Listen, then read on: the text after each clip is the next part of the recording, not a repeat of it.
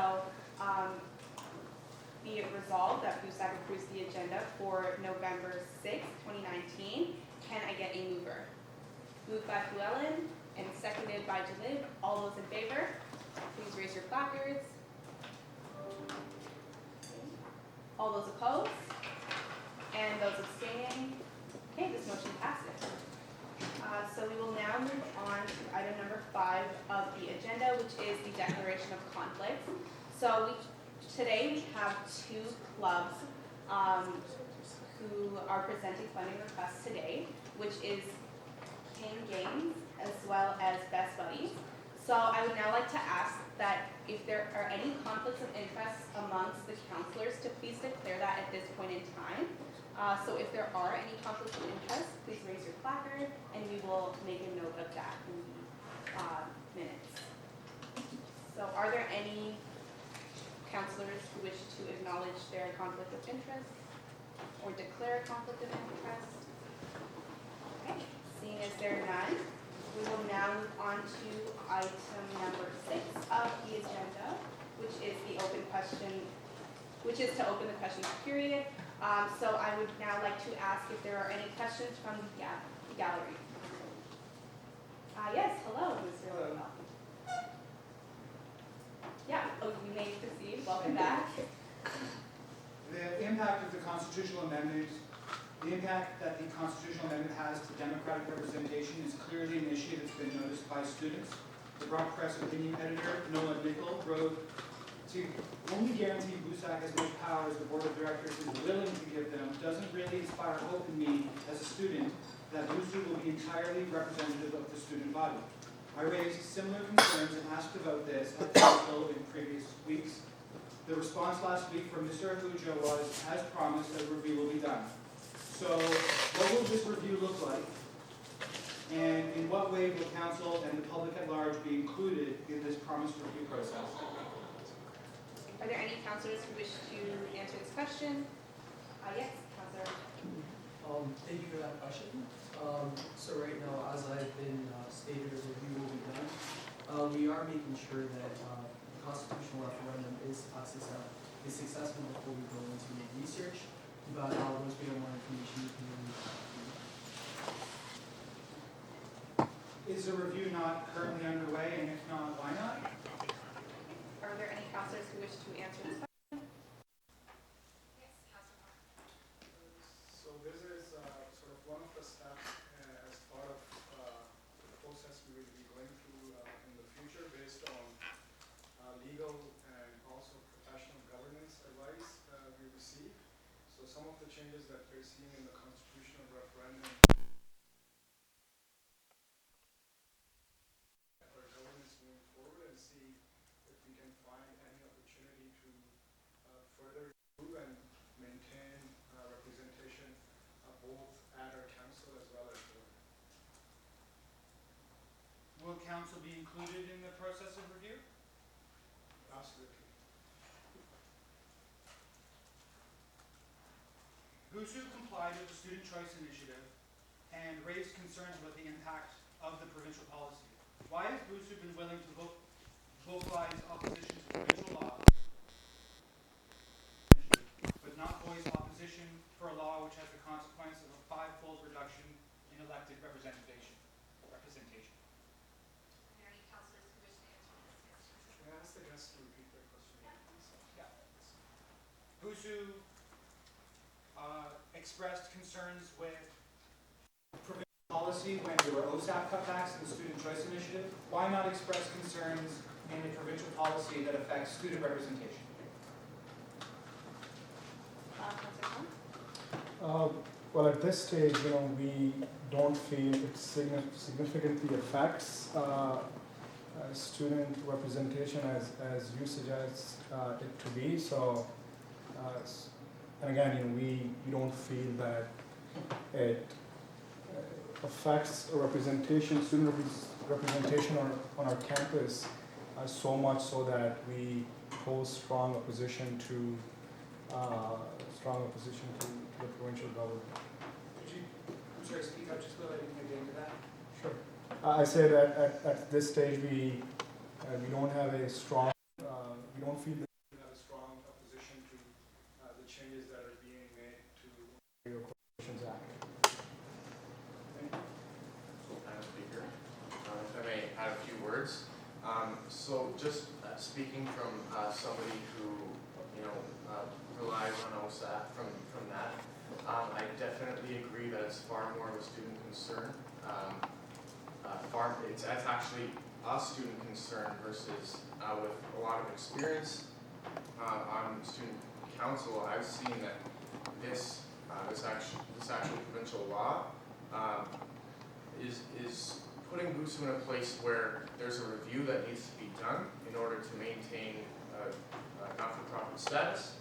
But at the end of the day, we are, from what I've felt, a very collaborative group where we can mitigate these changes and we can navigate them in a way that will maintain the student representation that we strive to have with our organization all the time, versus things such as OSAP cuts, which have a very detrimental effect on students' ability to even enroll in post-secondary education in the first place. So I just wanted to add that, Madam Speaker. Thank you. Thank you. According to bylaw 400, 5.2, election and referendums must be completed by October 31st. I asked about this last week, and the CRO referenced, quote, poor student conduct in Halloween, and I'd like to give the CRO here the opportunity to clarify what was meant by this. Would you like to answer that question? Yeah, thank you, Madam Speaker. The date was actually voted on by council, so obviously by members, student body agreed on this date, and it was a better date because Halloween, obviously, on university campuses aren't the best dates to host events, and we felt like posting it on November 7th would be a more professional date, and it suited the student schedule much more. Thank you. Yeah. Oh, yeah, sorry.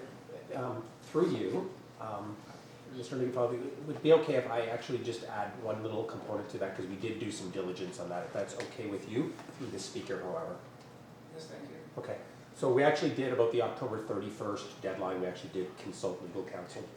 And on legal counsel actually indicated that, and I'll quote, that these, in terms of the change of date, are very minimal departures from the document which BUSAC has full control over. So these are very minimal departures from a document which BUSAC has full control over, and there is no detriment to the members. So that is the advice that we received. The second thing that we did receive, and I will again quote, that just give me a quick second here, that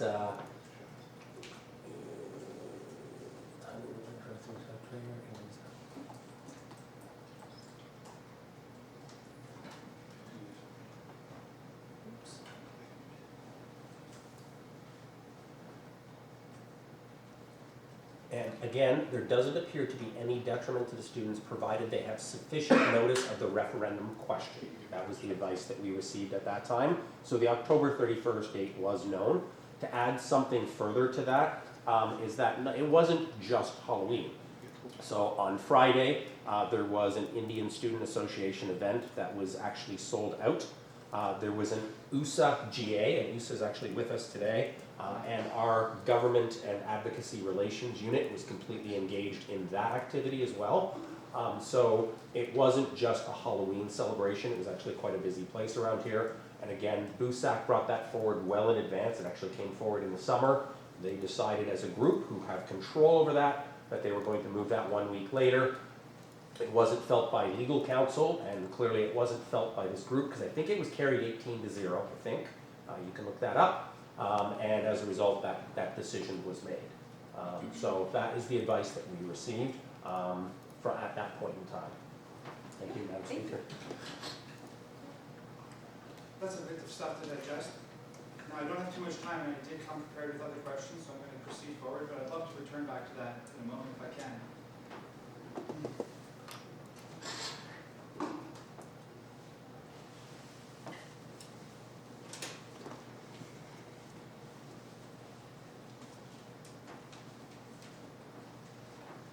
Last week, I asked Mr. Johnson how BUSU has been accountable to the promises of the October 2018 infraction investigation report.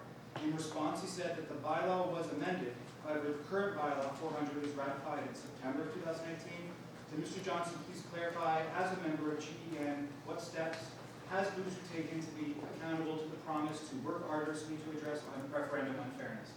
Okay, thank you. Councillor Johnson, are you comfortable answering this? Yeah, I'm comfortable.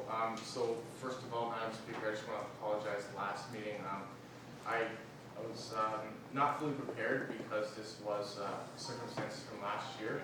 But what I have done is I went back to last year to all the emails I sent as chair of the committee and also the minutes that I took from the many meetings that we did have. It was a very busy committee last year because most of us will remember there was actually a special election and quite a bit going on last year in terms of governance and elections. But I did look back as to all the concerns brought forth by students as well as by Mr. Ligafaldi, and so I'll expand on that right now because I feel much more prepared at this meeting. So I first want to bring up that in my role I really try to talk with students about BUSA matters and such. So for example, like when Mr. Jalib announced the expanded coverage for the health and dental plan, I shared that in the various the study group chats that I'm in, and I share that so that in fulfilling my role, I'm engaging with the students as a proper representative. So shout out to Assad for that, and just as an example of what I really want to mention here. So I've been at the forefront of these kinds of issues around levies and such for a while. And actually at the USAGA, there was quite a lengthy discussion about student choice initiative and about student fees and all that, because there are all kinds of perspectives to bring up about this. So in terms of the referendum and visiting the fairness of the yes and no side, I just really wanted to bring that it was quite a difficult task, but that I felt we did fulfill our job. So I feel that our governance structure is robust in ensuring fair processes and accountability to the decisions on behalf of the membership. So the past years that I've been here, we've had great representatives from athletics, from club members, those involved in student entrepreneurship, and I've seen how that value contributes to our governance structure. So with that, Madam Speaker, it's stated in Bylaw 400 that the administration of the electoral process is overseen by the Chief Returning Officer. So last year that was James Hall, and as a background, he was extensively involved at Brock. He actually ended up graduating with the Spirit of Brock Medal from the Board of Trustees because of his positive contributions to the school. So the reason why I bring that up is because in fulfilling his roles as CRO, he was the right person to make sure student interest was a priority during that process. And at the same time, our elections committee, with the student representatives in it, also made sure that we were bringing forward student interest to navigate the situation with many different perspectives surrounding the engagement levy.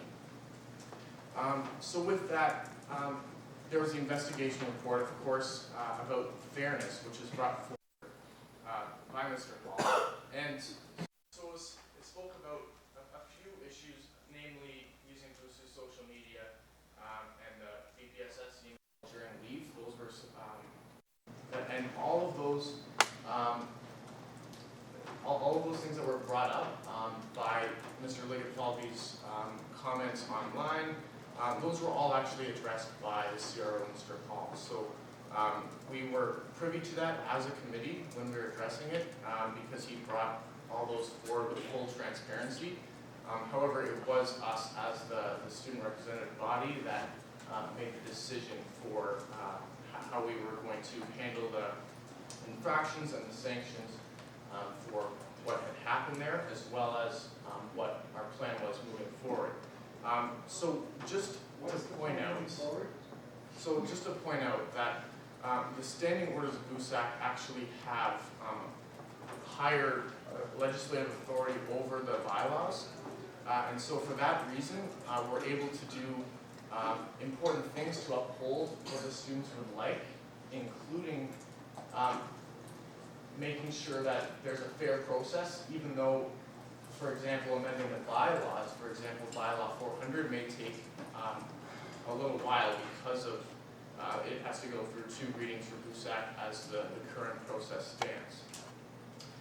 So we were actually cognizant of that as a committee because we wanted to make sure we were efficient. So for example, I mentioned the special election, that was in December, and what we had to do as BUSAC was we had to amend the election period because according to the bylaws, it would have had to run over into exams.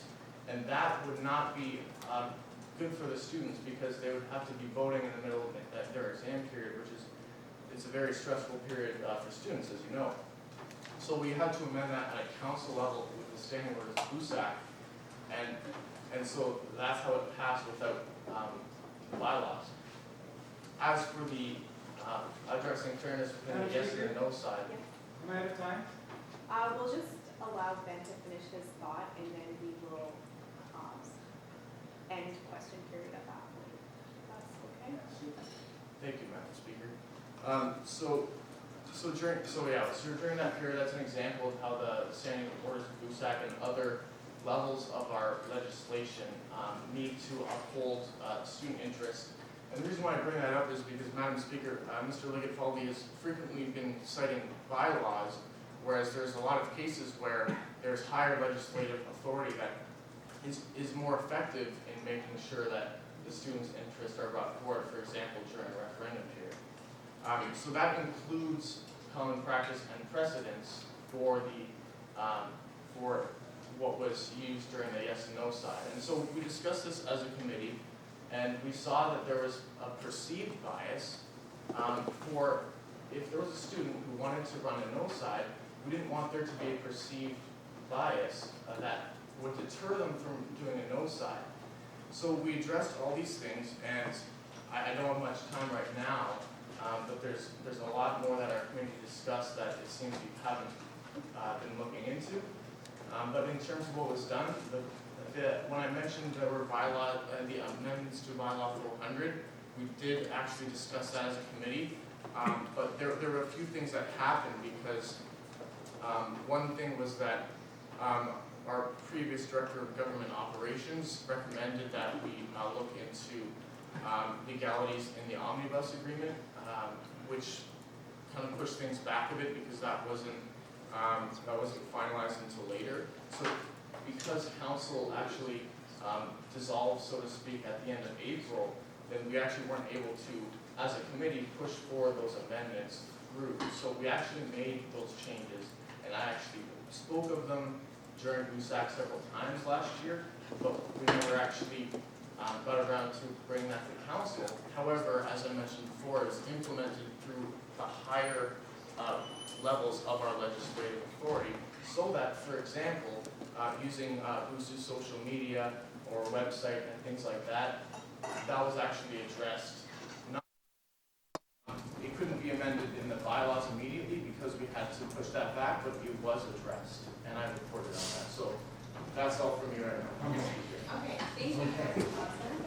Seeing as our open question period has exhausted, are there any counselors who wish to extend the question period at this time? Okay. Thank you, Mr. Liggett-Falvey. Thank you, counselors. We will now move on to item number 7 of the agenda, which is notes from the speaker. So I will just go over our voting membership today. So we're at 24 members. Our voting membership present today, is actually 21. Our 50 plus 1 is 11, and our two-thirds majority is 14 members. So now we'll move on to item number 8 of the agenda, which is the Ontario Undergraduate Student Alliance presentation. I now call upon the representatives from BUSAC to present. Okay, let's do it. Up here. And we'll go over this when I'm watching you guys. Amazing. Thank you guys for having us. So it's great to see some familiar faces. For some of you don't know, we were just at Brock 2 days ago, or 2 or 3 days ago, so happy to be back so quickly for one of our General Assemblies. So my name is Kat, and I'm the president of BUSAC this year. My name is Eddie, and I'm the executive director at the Ontario Undergraduate Student Alliance, or BUSAC. We just set a quick timer just because we know you have a busy schedule and don't want to ramble too long, but we'll get started. And thank you so much for having us today. Really excited to be doing these campus visits to get a sense of how everyone's doing, but also to explain a little bit what BUSAC is. Yeah, and we were here, was it a month ago, Nivi, when we actually got to do our OSAP campaign on your campus and kind of see how your student union works, meet with the execs, and that was a really great opportunity too. So lots of Brock love this month. Alrighty. Alrighty, so what is BUSAC? So BUSAC is a provincial advocacy group that is composed of 8 different member student associations across the province that represents over 150,000 undergraduate and professional students across the province of Ontario. So we represent BUSAC, BUSU, I should probably be saying schools, shouldn't I? Yeah. Waterloo, so that's Waterloo's undergrad. Obviously, you guys know who BUSU is. Western's University Students' Council, which is where I come from. The Wilfrid Laurier Students' Union, Queen's AMS, Alma Mater Society, Trent Durham Students' Union, Laurentians Student General Assembly, I always forget one, McMaster Students' Union. I always try and do it without looking, it's this little test I do for myself. So what we do is we craft different policy recommendations at our different General Assemblies, which just happened here at Brock, and then we take those recommendations to Queen's Park throughout the year with meetings with ministers, with staffers, and with politicians in our regions. But also we have a lobby week, which is super exciting. It's coming up in just a couple of weeks. So that's why Nivi and Blah will probably be absent from your campus throughout the week of November 17th. We're going to be doing some important stuff. Sweet. So as Kat mentioned, kind of in the high-level overview, the Ontario Undergraduate Student Alliance is student-driven. It's a collaboration of student governments that develops public policy and advocates to the provincial government. We stand for the affordability, accessibility, equality, and accountability of post-secondary education. So those are kind of the 4 main pillars. One thing that'll be a common piece that we touch back on a lot is the fact that it is a student-driven, student-run organization. So the board of directors is comprised of 8 directors, all of which are 1 representative from each of the student associations. So we have 4 full-time staff members that help support kind of that research aspect of things, some of the operations, some of the day-to-day functions of the office, some of that high-level kind of like organizational kind of planning, but also some of that GR stuff. But when it comes down to it, it's the students who are on that board of directors. So Kat is the president, and I sit as a resource member on that board, but I definitely don't have a vote on that. Great. Alrighty, so what are our core activities? So we conduct research on a number of issues, like I mentioned, mostly through our policy process, but we also do a bunch of different publications throughout the year. So we tend to do a big publication once a year called Shared Perspectives, where we partner with different student associations and alliances across campus on issues that are pertinent to you. So we've done ones on sexual violence in the past, on open educational resources, so looking at more affordable textbooks. We also have our Habitats publication, which looks at municipal issues, and our Educated Solutions, which has a different focus from year to year on what's going on in the sector. And this year we did that on the future of student advocacy. So Nivi has lots of copies in her office if you would like one. So like I said, we also do those substantive policy papers.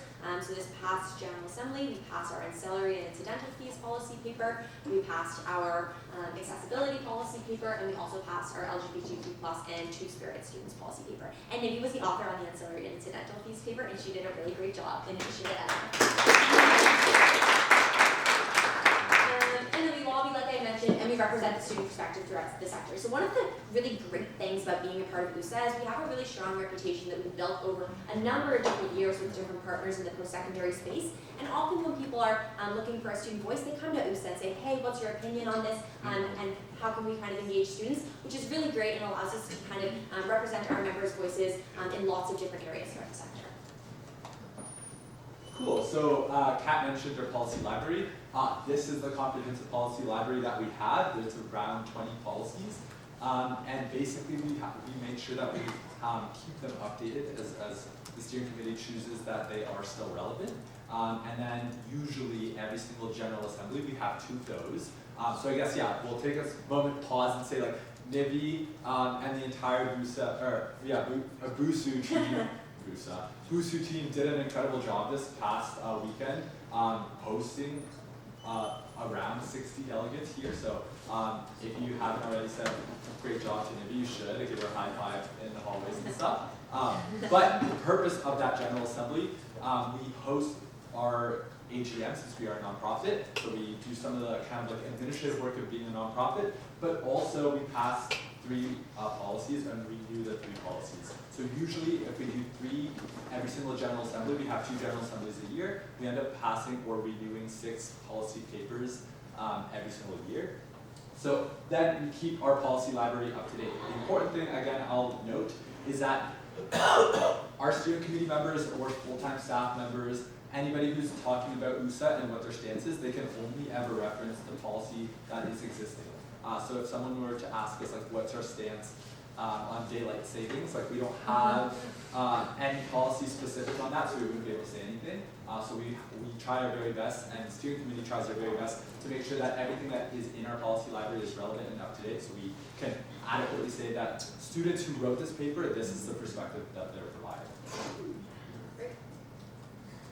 Alrighty, so what else do? We stay connected in the sector. Like I said, that allows us to have an open door into those engagements a lot of the different times.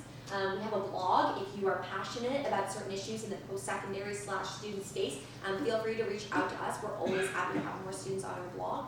And we also have traditional and social media, making sure that we're keeping involved because we know that a lot of GR nowadays happens on Twitter.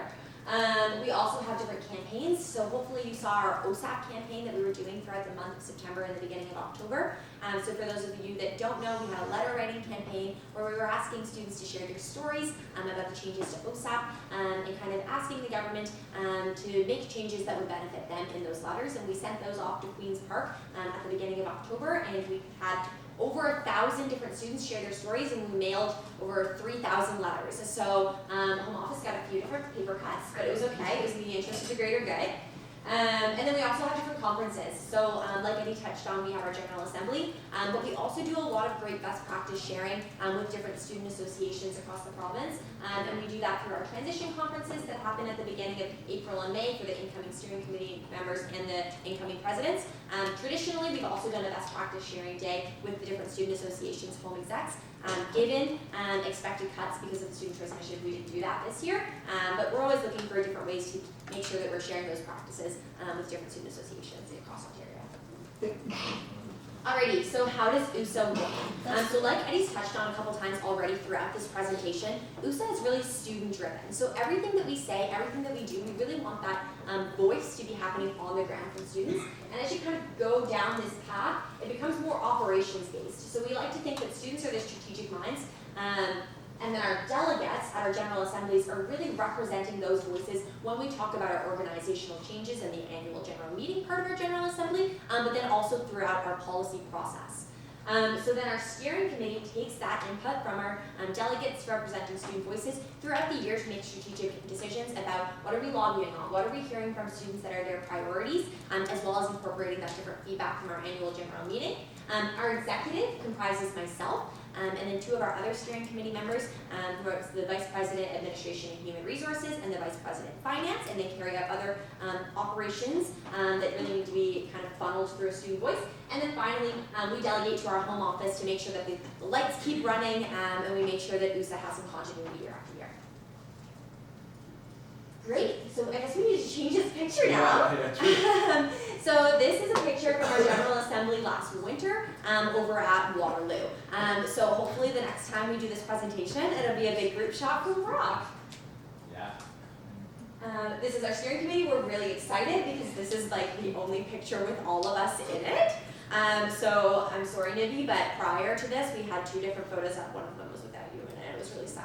And I just always be like, don't worry, Nivi's really great. She's not in this one, but she's in the next one. So I don't have to do that anymore. I'm really happy about it. Sweet. So I'll touch a little bit on the student piece. So one of the things that we really want to highlight when we go from campus to campus is making sure that we're being as transparent as possible. Our organization, so the Ontario Undergraduate Student Alliance, is run by kind of like basically the way that it works is being a member of our organization each member organization gets charged a specific fee to be a part of it. So this is what we like to share with all of our members, trying to be as transparent as possible. So that's the $316 per student per year. So it's only one time a year, not twice a year, not per semester. So basically what that means is that your organizations, so BUSU for example, depending on what the opt-out rates are, we will then be asking BUSU to contribute whatever students have opted in to the specific fee associated with BUSA, and that's what we would be billing to be a part of the membership of BUSA. That's actually different and from what it was before, because prior to this year we didn't have kind of like the context that we're living in now with the Student Choice Initiative. So it was based off of full-time equivalents, so FTEs.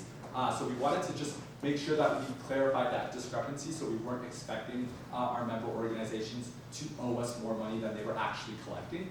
So that's one operational policy that we had to update based off of the recent changes that were made with the Student Choice Initiative. But given that we were visiting all campuses, we thought that it was a very important opportunity to share that kind of progression and that growth that's happened over the past year to make sure that we are being respectful and relevant to all the members that we represent. Yeah, great. Alrighty, so what do you get for paying that $3.16 as students? So you get to set USA's priorities. So in the summertime, we have a really fun little conference called Strategic Planning Conference, where we set our advocacy priorities for the year. We set the different campaigns that we want to run, how we kind of want to go about our government relations, and that really makes sure that BUSU, or whatever student organization that is a part of USA, is playing a really important voice in setting the direction for USA, which is one of like the most reputable student groups I think in Ontario, and we see that with the outreach that different stakeholders kind of give to us and ask us for our opinions. So that's a really important thing. Leadership in the province, I feel like those kind of tie together. Access to decision makers, I've kind of touched on. Resources and assistance, so we have an amazing home office staff, and we have 2 research and policy analysts, 1 operations and communications coordinator, as well as our wonderful Eddie. And they really are there to support our steering committee and student associations with help in research, help with different social media tactics, in order to ensure that all of our members are successful. Best practice sharing, like I already touched on, and blogs, article writing, and our summer internship. So I already kind of touched on the blogs and article writing a little bit. We also like to practice what we preach, so work integrated learning is often a priority for us. And so we have a summer internship every single year for 1 or 2 students. I was an intern a couple of years ago, and that's how I kind of fell in love with USA. And it's a really great opportunity to kind of gain some more skills relevant to this role. I already touched on the So that was kind of like one of the graphics that we used during our letter writing campaign, but as Kat mentioned, it was super successful. We've actually heard back from a lot of different members, not only members in government and ministers in government, but also from opposition members who are definitely interested in the stories that they've been hearing. The other thing I'll add before we move on is that we will be having our student advocacy conference, or our lobby conference, in about 2 weeks, and we're slowly getting to like the 40 meeting range. Obviously now that we have like the 2 weeks before this happens, that's when the meetings are really going to start ramping up. So that's something that's super exciting, and I'm sure you'll see lots on social media of like Nivi and Bilal taking pictures with politicians. But again, speaking to that access piece, it's going to be a super cool experience, and I think for young advocates like all of you, it'll be something really cool to watch out for. Yeah. Alrighty.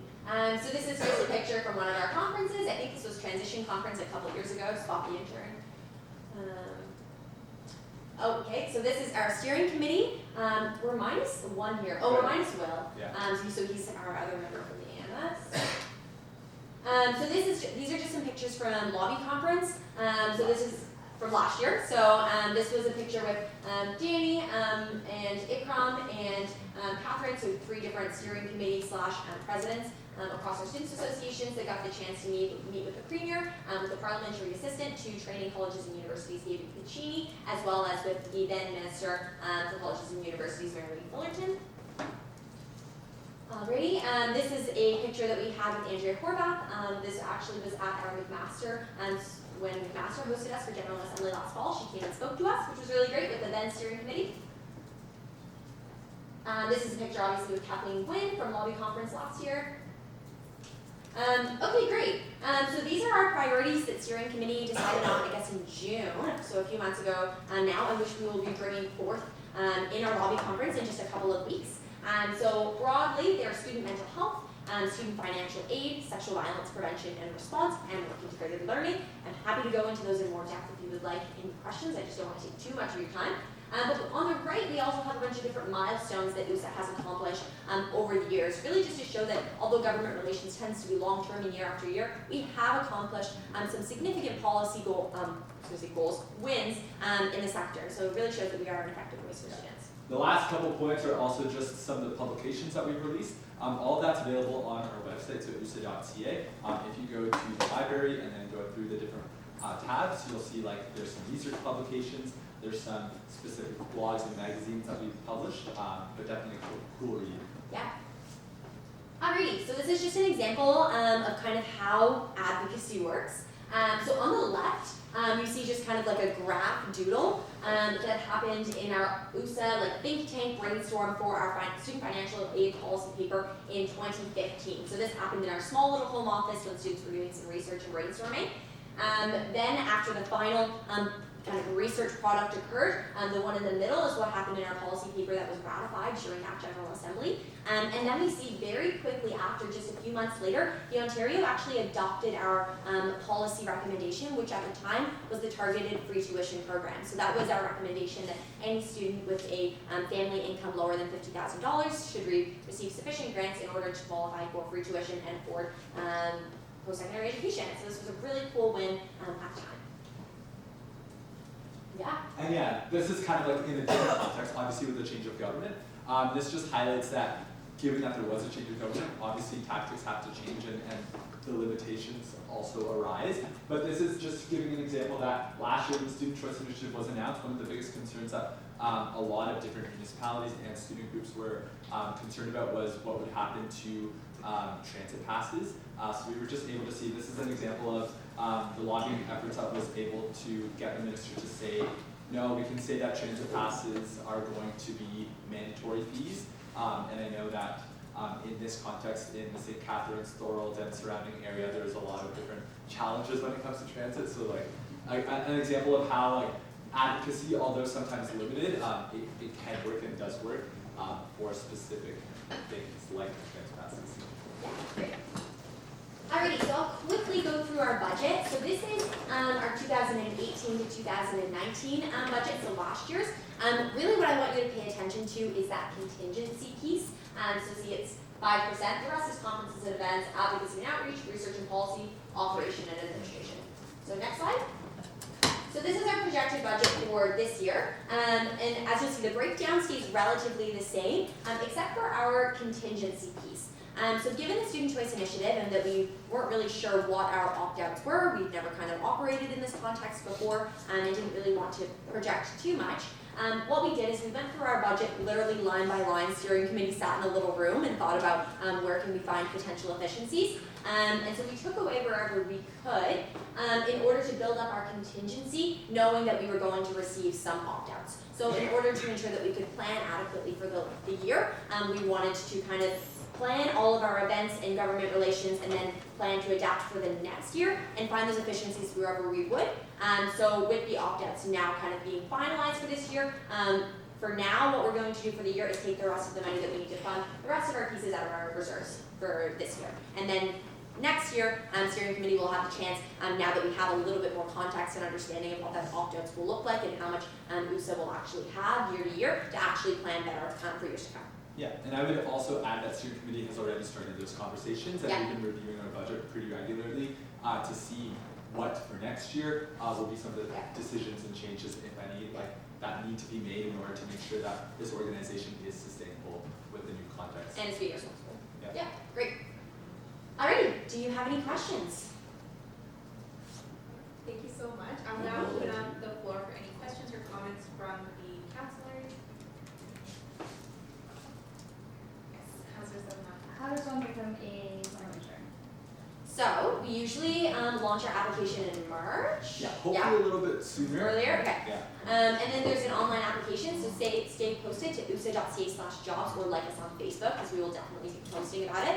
And then you just apply. So we have an application, and there's usually an assignment associated with it, an interview, and then fingers crossed you get the internship. Yeah. And I would say that there, as mentioned, as Kat mentioned, there are a lot of different opportunities, like writing blogs. I know Ben, I know you wrote a blog for us, and it was with everything that happened kind of like in the past couple of months, it hasn't come out, but it's on the docket, I think, for next week or the week after that, which again, just like shows that there are different ways that you can contribute, like your own perspectives as a student.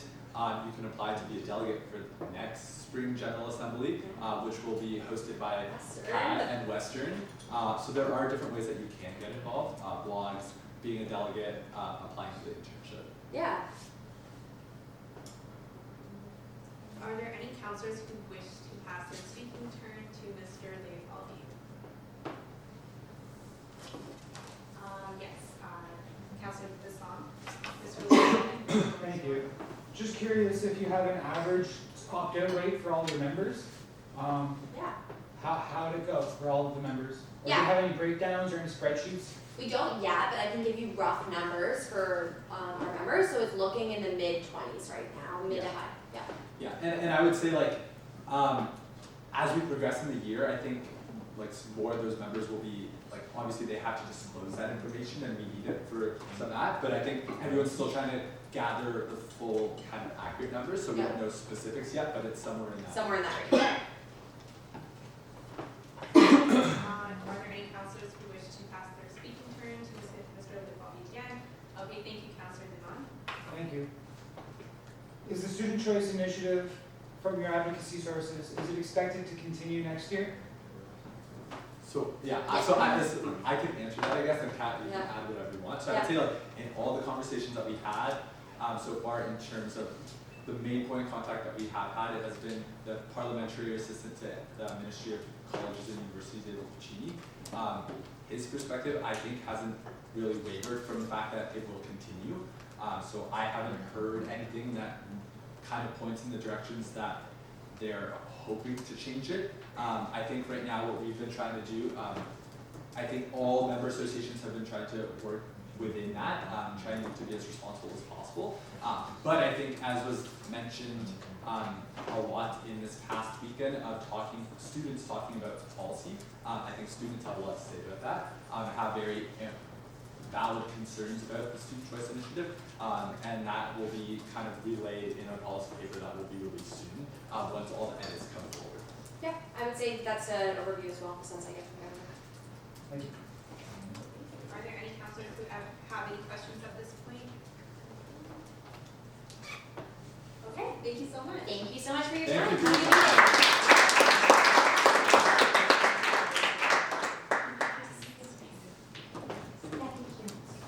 Okay, we will now move on to item number 9 of the agenda, which is the Brock Climate Survey Working Group. So I now call upon Councilor Johnson to present. Thank you, Madam Speaker. So this is actually a really long presentation, so we're not actually going to look at all the slides, just to let you know. But it was just a project that I've been able to get involved with that I want to share with the council because it's a very big project at Brock. Yeah, so I'll get right into it. So recently Brock has made arrangements with a company based in the US called Rankin Associates, a consulting firm, to conduct a campus climate survey, which is a huge project. The essential idea is to gather kind of these 3 parts of what they have believed through research and implementation composes a campus climate. So that would be the community members, so who they are, their identities and such, as well as the process of creating and distributing knowledge, as well as the other factors of climate, such as living, working, and learning, and these kinds of things.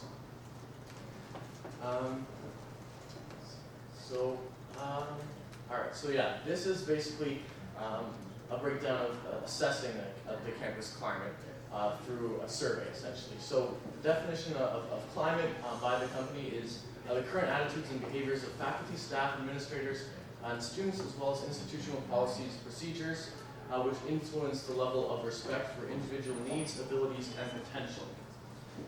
The measurement is in the form of personal experiences, perceptions, as well as institutional efforts. So, campus climate and students.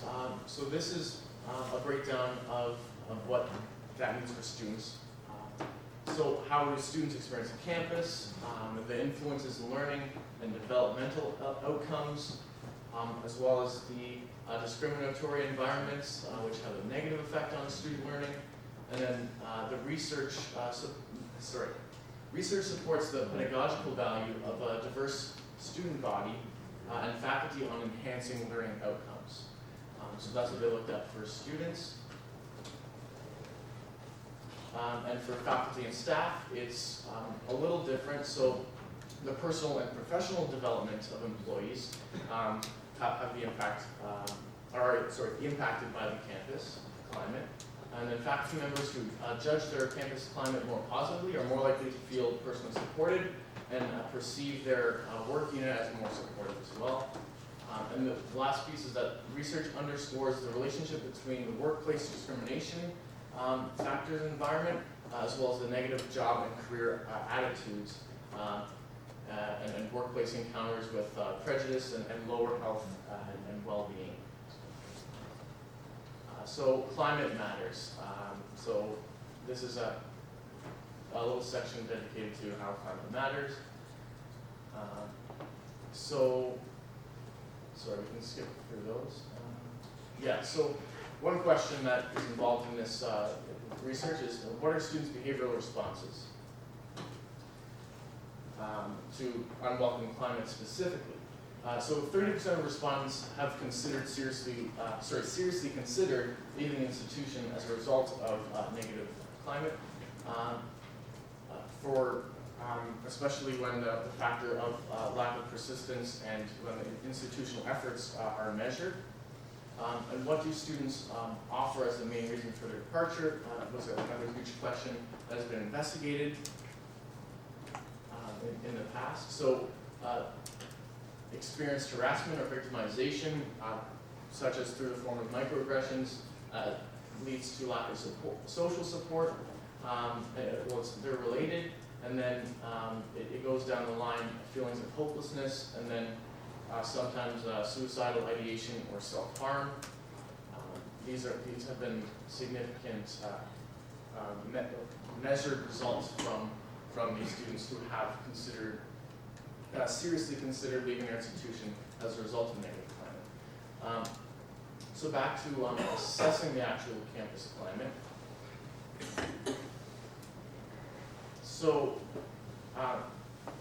as you can see here, there's a basic formula: positive experiences with campus climate, as well as positive perceptions of campus climate equates to success. For students, that means positive education, healthy identity, and overall well-being. And then for faculty and staff, similarly, it's their productivity and their sense of value and community and their well-being as well. And that leads to persistence and retention. So this is the mission of Brock. I think we can skip that. So we can skip the core values as well, but what I'll point out is that these are the factors that the consulting firm has looked at directly in terms of what are the measures for Brock specific mission values, these kinds of things, and how it would relate to a campus climate. The survey is being built basically over the process of the entire year, and that's kind of my role is as a undergraduate student representative on the committee that has been working on the survey. I should have pointed that out earlier, but that's how I got involved, and it is a super huge project to come up with all the exact questions and the factors that will go into the survey for it to actually have the maximum yield in terms of results and response. but also the quality and accuracy of what the students or faculty members or staff are saying in this survey. These are more components of the campus climate.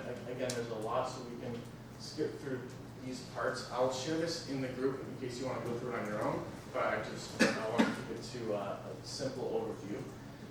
I guess as another quick background on the company, so they've been around for quite a while. I believe at least 20 years in terms of working with educational institutions to measure campus climate. And they've had a bunch of growth since then, and they have really, really high quality measurements and research backgrounds, so that in working with the Brock Committee, which besides myself is composed of some various faculty and staff, and some other graduate students, and some undergraduate students as well, and it's kind of it's a collaborative approach between what they have seen in other institutions as well as what we need to inform them of how Brock's climate looks like as a unique institution and as a unique climate as well. So they've done tons in the past, which has given them tools to work here at Brock, but ultimately it is an ongoing project to fine-tune the questions in the surveys is the main kind of thing, but also how are the results of the question going to be addressed in the future, and these kinds of things that have to be sorted out from actual members from the Brock community, which is, again, what my role is right now. So we can skim through those past, okay, we can look at this, sorry. This is just one of their models that they use in terms of all the factors that go into the campus climate. So the one that you can see that the one at the beginning and the end is that kind of the web, and so that is what I'd already spoke about in terms of what the campus climate kind of is composed of, and it's the factors that they look at in terms of how is Brock going to move forward with the results. So how does the issues that need to be dealt with that come from the survey that students, staff, and faculty might bring up, how can we divide those into addressing it on an institutional level? And so that's how it's been divided here. So that's what we work out at the beginning, and then through the process of making the survey and releasing the survey and taking a look at the results, it comes back to that, from what it is currently to what it will be hopefully in the future once this project is completed, which is a transformed campus climate after taking into consideration all the feedback that the community has to offer. And for example, there's things like external relations, whether it be government or otherwise, and curriculum and these kinds of factors that we want to use this survey to be able to transform Brock's climate. So these are just examples of what this organization, this consulting firm has done. So they're based in the U.S. and they have done, it might be over 100, I can't remember exactly, but they've done work in a lot of different institutions. So that's just a map of where they've been. So here, in terms of what the survey kind of looks into is inputs, so demographics, gender, age, ethnicity, and other backgrounds from a student or faculty member or staff, and then what is that student or staff member's environment, and then of course what are the outcomes as a result of them in that environment. That's basically how we craft the survey. So this could look at more specific things such as student-athlete study, where the data from, for example, Brock as an institution, we can take the respondents who classify themselves as a student-athlete and do like a sub-study on those students. And there's lots of other models and processes that go into that. But because it's a comprehensive survey and things can be so broad, there's also, of course, the idea and the plan to dissect things by looking at them through different lenses, basically. So different demographics, such as student athletes. But there's a few slides which are kind of just examples, but we can skim through those for the sake of time.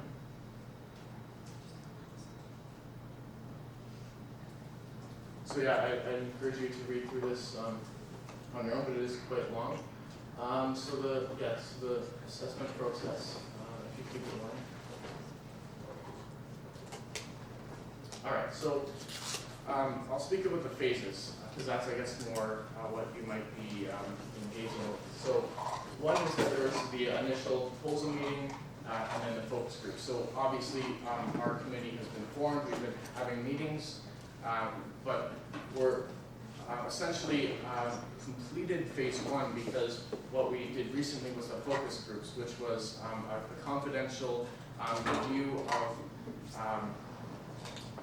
taking in students and staff and community members from different backgrounds, and just having a small focus group, which was basically composed of people, like, there was one group that was just 2 people and up to about 15.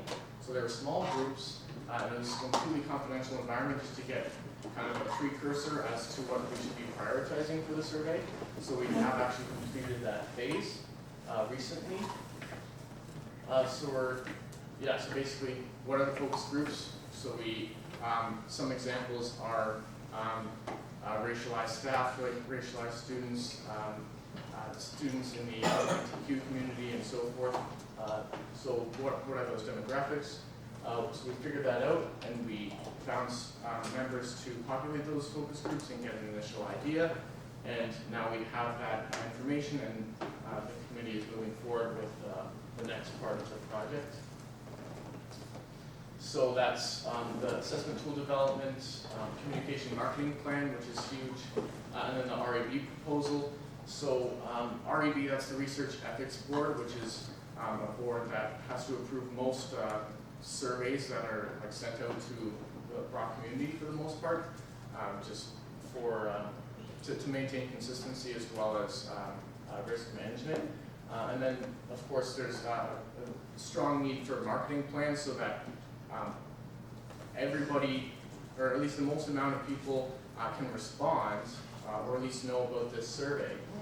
So one thing that the plan considers is that, well, is it going to be confidential? And so we figured out that it is going to be completely confidential, because that's what the consulting firm has indicated. But what we had to consider from that is, how is that done? So we only want Brock community members to be responding to the survey. So it is going to be sent through the Brock email system. But what if what about the case that somebody might not be frequently using their email? For example, if they're like a part-time staff member or a seasonal staff member. So for those reasons, the firm is working with marketing communications to establish other possibilities of doing a survey. One of them being like a written paper and pencil survey. But the idea is to be fully confidential in this process. So the final instrument, so I mentioned that it's going to be a web-based survey with also a paper and pencil version as needed.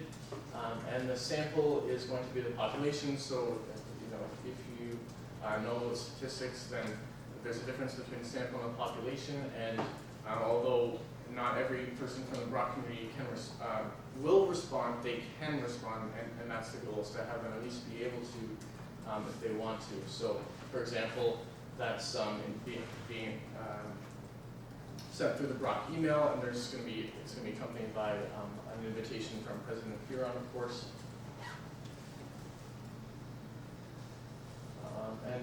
So these are other concepts of how the process moves forward, but we can skip through these, I guess.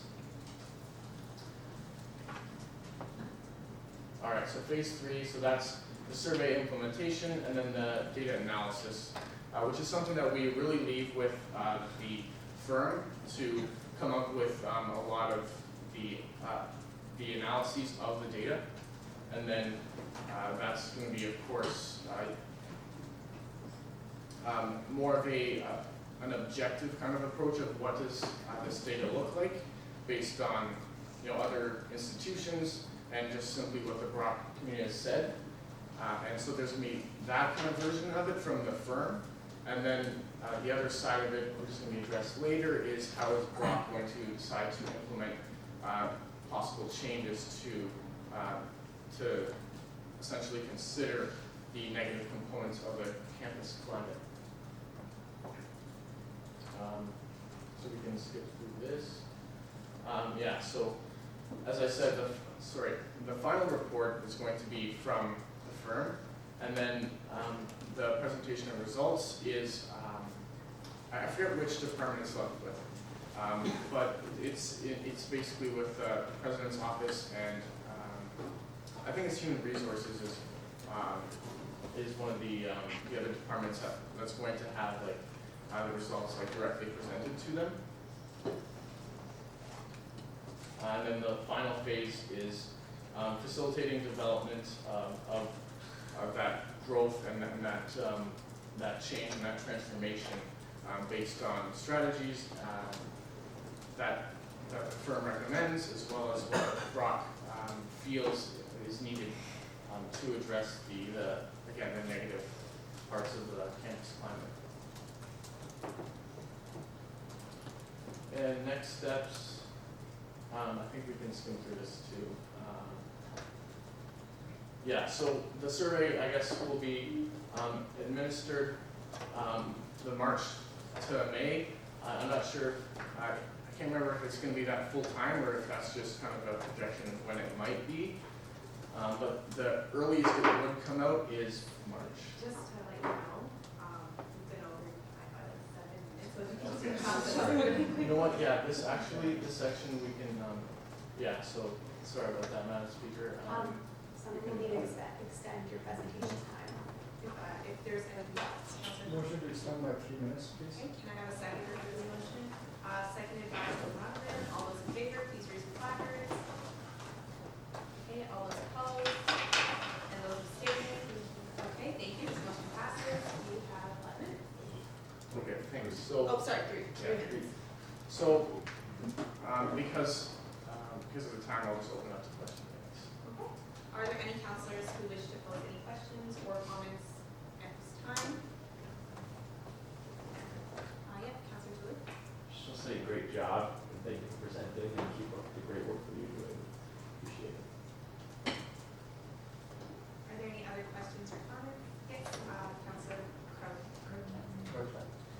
Will our climate survey be specifically on all of those or specific ones? So it will be addressing all different demographics of the community. Are there any other questions or comments? Are there any counselors who wish to pass their speaking turn to Ms. Riley-Falvey? Yes, Counselor Crochuk, thank you. Thank you. I may have missed something. Is there a expense for this? Is this and if so, who's paying for it? Yep, so Brock is paying for this consulting firm to conduct this research for us, yeah. Okay, are there any other questions or comments at this time? Okay, thank you so much, Counselor Dawson.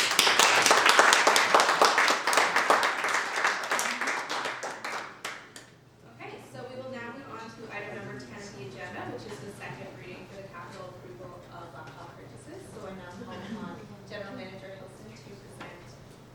Perfect. Thanks for putting that up there too.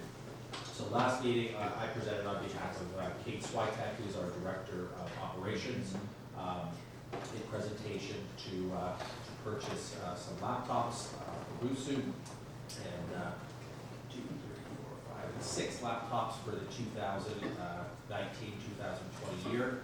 Every year BUSAC purchases somewhere in the neighborhood of 4 to 7 laptops, and we do that every year so that we keep our information technology hardware sort of current, so that we don't have to actually do it in one big lump sum in any given year. We replace them every about 4 years, and some of our oldest laptops are about 6 years old. There's an actual chart there that said, that actually outlines which laptops that BUSAC wishes to replace in 2019, 2020. Again, there are 6 of them. There was some diligence done on the actual cost of laptops. We have utilized, to this date, using Lenovo ThinkPads. We found them to be robust machines. They're quite heavy, but they don't break very often. And that's also the recommendation of our ITS service provider called Plexus. So our financial homework on that is there's actually 4 quotes provided, the highest being $1,049 a unit, the lowest being $900 a unit, which is actually provided by our provider, for a total cost of $5,400. And what's before you in a second reading right now is a consideration to allocating $5,400 from the BUSAC capital budget in its second reading for the purchase of 6 laptops, as per the information that was circulated. At this point in time, I'm happy to take any sort of questions. Okay, thank you, Councilor, or Gentleman, Mr. Hilson. Are there any questions or comments at this point in time? Yes, Councilor. Where will the laptops that are being replaced? So, through you, Madam Chair. So we use something called cascading. So we will take a laptop that perhaps is used by a manager in our unit, at which point in time we may have a student that is working, for example, that is working 10 hours a week. We'll use it for that. At which point in time that unit, there's one in there that's 7 years old now. It has now gone past its shelf life. And then what we do is we turn it over through the university for a recycling program, so that we can actually utilize the various different metals and things of that nature. So it does 2 things. One, it does recycle, and number 2 is that any toxic components are then managed, so they're not going into a landfill. Okay, thank you. Are there any other questions, comments at this time? Okay, seeing as there are none, we will now present the. We're going to need a motion. Yes. Are you ready for that, Ron, or should I want to dictate something? Or not? It would just be resolved that BUSAC approves this capital request in its second reading for laptops. Yeah, for $5,400, which is going to be needed as a motion. Okay, yep, so we can get that up there. Okay, so just to reiterate, it was. $5,400.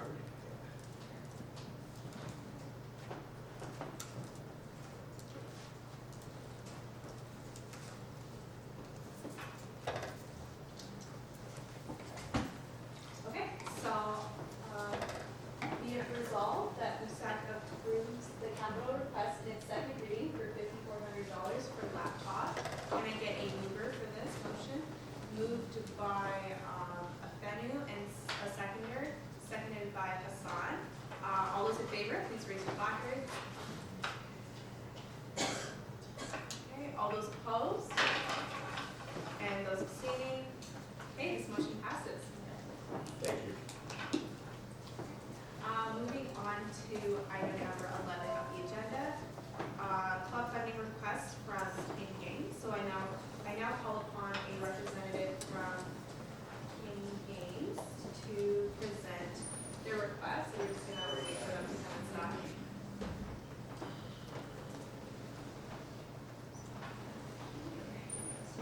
You should go up to the front. I have your presentation on there. One person can hold it. Hello, everybody. Hello.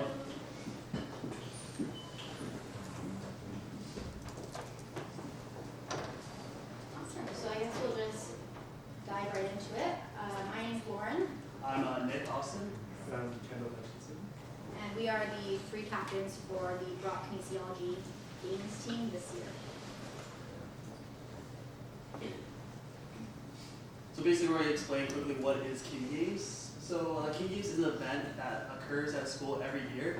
Is when students from human kinetics, kinesiology, and physical education majors come to one event at one host school with about 30 schools participating and 700 participants. It's formatted like an Olympic-style event where we compete in spirit, athletics, academics, and dances, as well as another opportunity for people to network with their peers as we're all the same major across Canada. As you don't know or may have known, Brock University is hosting the event in March 2020, and we'll be attending it for the first time at home. So the Brock King Games team is a team formatted of 16 students. We have 2 first-year students, 6 second-year students, 2 third-year students, and 6 fourth-year students, and it's a diverse group of males and females. And we want to say that we are not associated at all with the Brock King Games Planning Committee. We are our own team, and we just show up to the event, and we have nothing to do with planning nor operating the event in March. All right, continuing for the year at a glance. Back in September, we started with our application process. We participated in Move-In Day. We were able to have a table of vendor fair to reach out to the community and have students apply to be on the team's team. As Nick said, we got our 16 members decided and announced by October. Following that, our practices started. We started getting together as a team, and we continued weekly to meet as a team until March at the event. This November, we hope to have our first clothing sale as a fundraiser to try and make some revenue for the team to cover some of the costs, and possibly a bottle drive in December. Continuing to January, we hope to support another motion ball event. We did last year, and we were able to raise almost $2,000 as a team for the Special Olympics. Continuing later in the month towards February, we're gearing towards the second clothing sale. We noticed in the past people tend to miss out on first opportunities. We like to continue the second sale, hopefully get a bit more revenue. And by February, we like to plan another spin-a-thon. It's an annual event that we like to host for raising money for a charity. In the past, we've raised money for Power Cord and Jumpstart. By March, the King Games event will take place, and we will have our team captains picked for the next year, which we'll announce to the team in April. Our outreach initiatives over the years started with fundraising events such as November. I mentioned the spin-a-thons. We raised $100 for Jumpstart and Power Cord. Last year, it says the exact number of $1,955 that we raised for the Special Olympics for a motion ball. We hope to support the event again this year and hopefully raise similar numbers. We also like to participate in Wheeler for Life and Let's Talk Day as we hope to continue this year as well. Awesome. So just to dive right into our funding request, this year we're asking for your support of $10,200, and this is going to help with our conference fee, travel, and team apparel. I'm just going to break it down a little bit further for you. So every team is subjected to pay a conference registration fee, and so this is $600 per person on the team, and this covers the hotel for 4 nights, the conference activities, and the end of conference banquet. As you can see, I have our hotel with brackets saying mandatory. It is, even though the Brock University is hosting this year, since we aren't associated with them, we are still subjected to staying in the hotel with all of the other teams and participating in those events. And again, $600 per person, 16 people on the team. That's a total of $9,600 for our conference fee. To clarify, the hotel is in Niagara Falls. That's where the public event will be. It's at the Crown Plaza. As well, the conference banquet. The ceremonies will take place at the Scotiabank Conference Center in Niagara Falls.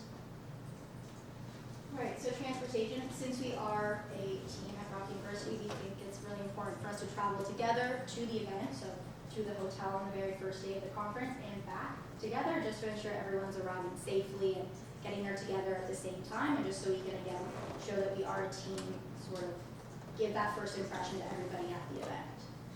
And so we've already talked to a bus service, and they've given us a quote of $400 for March. $400, that's going to be for our round trip to the event, so driving to Niagara Falls, and then also at the end of the event, driving from Niagara Falls back to the school. The last thing we'd like support with is team apparel and team swag. So every team at this conference is expected to have a sport uniform, a dance uniform, and bring bracelets. So for the bracelets, this is sort of a networking initiative. Every team is supposed to design, yes, Nick has some examples here, is supposed to design and bring enough for approximately every school there. And so every student has a bracelet and they trade it with other students at the conference, and it just sort of has a spark to talk about kinesiology and other human kinetics, and just allows for a kind of icebreaker between students. Again, every team is most likely going to have a team sweater or a team jacket. This is just to sort of unify you as a team, and while you're at the conference, differentiate you between other people there. And also while you're in the hotel and in the community, it just sort of shows everybody that you are a part of this Kin-themed conference. And so, just based on previous years, we expect the total to be about $200 per person for all of these things listed above. Again, $200 for 16 people on the team averages out to $3,200. And since we are hosting here at Brock, we want to make sure that our apparel is appropriate, it's high quality, just because all these students are coming to our school and we are the primary ambassadors of Brock. We want to make sure that we look good, we look unified, and we are putting off sort of a good image for the school. So like Kendall said, we have some fundraising going on throughout the year to bring in some revenue. Starting with our club membership fee, every student needs to pay $20. So this brings in a revenue of $320 total as our starting fee. And then we also expect our members to contribute to the conference fee itself, because it is $600 we do expect them to pay. So we are expecting them to pay $100 per person. This will also give us $1,600 to get the ball rolling. Like Kendall said, we're going to be having some clothing sales, and just based on our last few years of running this, we expect it to bring in $300 per sale, so that's $600 totaling the first semester and the second semester together. Again, we're going to have a bottle drive, kind of like a year-long thing. We're hoping that to bring in $100. And again, we're going to do some community initiatives and run a spin-a-thon, splitting that 50-50 with the community that we choose. And this is expected to bring in $100. So our total revenue for the year is expected to be $2,720. So moving on to our summary, with our revenue and everything calculated, we are asking for $10,200. This is going to support our conference fee, transportation, and our team apparel. Thank you. Thank you so much. So we'll now open up the floor to any questions or comments from the council. Yes, Councilor Silverman. Okay, great job on presentation today. So the question I have is about the candidates. Would it be an even split between the Bachelor of Kinesiology students or a Bachelor of Science and stuff like that? For our application process, basically the floor was open to anyone in either Bachelor of Kinesiology, Bachelor of Science of Kinesiology, or Physical Education.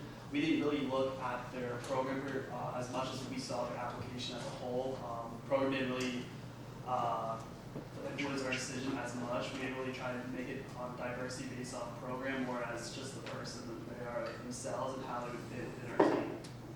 We do have a diverse group of students. They're all from across the 3 different bachelors within the kinesiology program. Thank you. Are there any other questions or comments? Okay, thank you so much. So we will now excuse you while we ask Heidi to present her CBC report. Thank you so much. Thank you.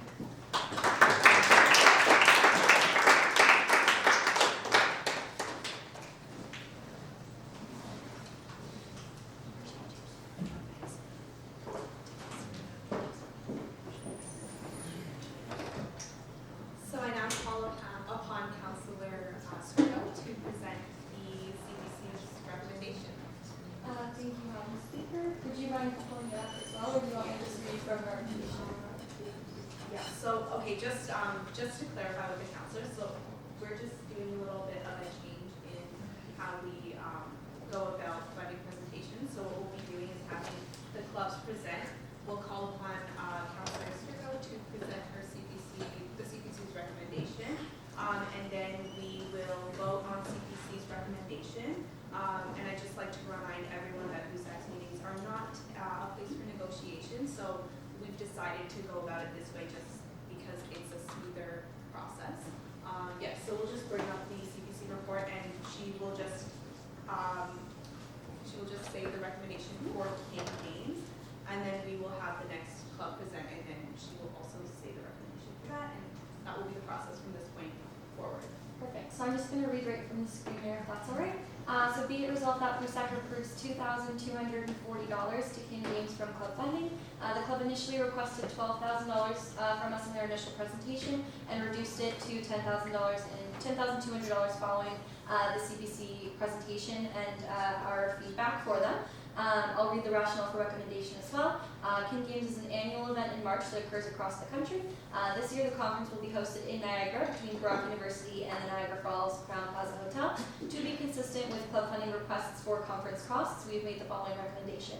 In the club's initial presentation, the breakdown of the $600 delegate fee was explained as $270 towards the hotel, $100 towards the banquet, and $230 for conference activities, which included transportation to events from the hotel, social functions, and lunches. Based on that description, CPC will approve $115 per delegate of the $600 conference registration fee. This portion is to cover the cost of the conference activities section in the delegate fee of the breakdown. This will not go towards the banquet cost for the delegates, their social activities cost, their meals, or their accommodations. CPC will also cover the $400 transportation fee to get the team from Brock to the conference location and back. So that brings it to the total amount of $2,240. And consistent with other reports of clubs going to conferences and such, we approve this amount provided that each delegate traveling has paid the club's levy. Verification required through the club's manager by club executives. And the club's policy committee looks forward for the opportunity for this club to represent BUSU and Brock while they compete at this conference for the first time that it's hosted here. Okay, thank you so much. So I'll now open up the floor to any questions or comments regarding that. Okay, seeing as there are none, we will now vote on CPC's recommendation, which is be it resolved that BUSAC approves $2,240 to King Games from club funding. Can I get a seconder for this motion? Seconded by Maliawan. Okay, seconded by Councilor Maliawan. All those in favor, please raise your hands.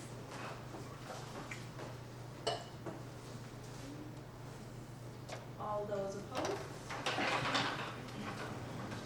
And those abstaining? Okay, this motion passes. So, I guess we will. This will be delegated to Councilor Strico to be able to communicate with the club as the president of CBC. Okay, thank you. Okay, so now moving on to item number 12 of the agenda, which is the club funding request from Best Buddies. I now call upon, or we will bring them inside to present their funding request.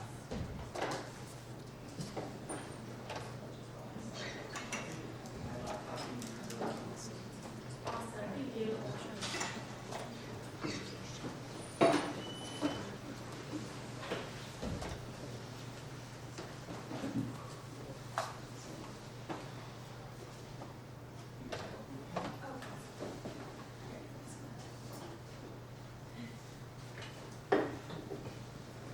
Wrap it here, this is probably best for you.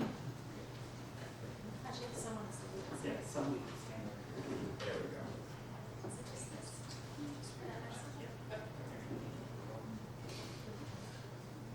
Alright, hi everyone, we're Best Buddies from Brock University.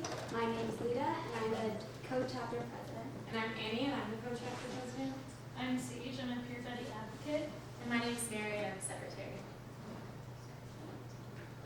So to start, we just have a little video showing that Chris Biddle mentioned us in the House of Commons, which just shows that our club is recognized on a federal level. We're not going to show the video right now just for the sake of time, but just we want to mention it.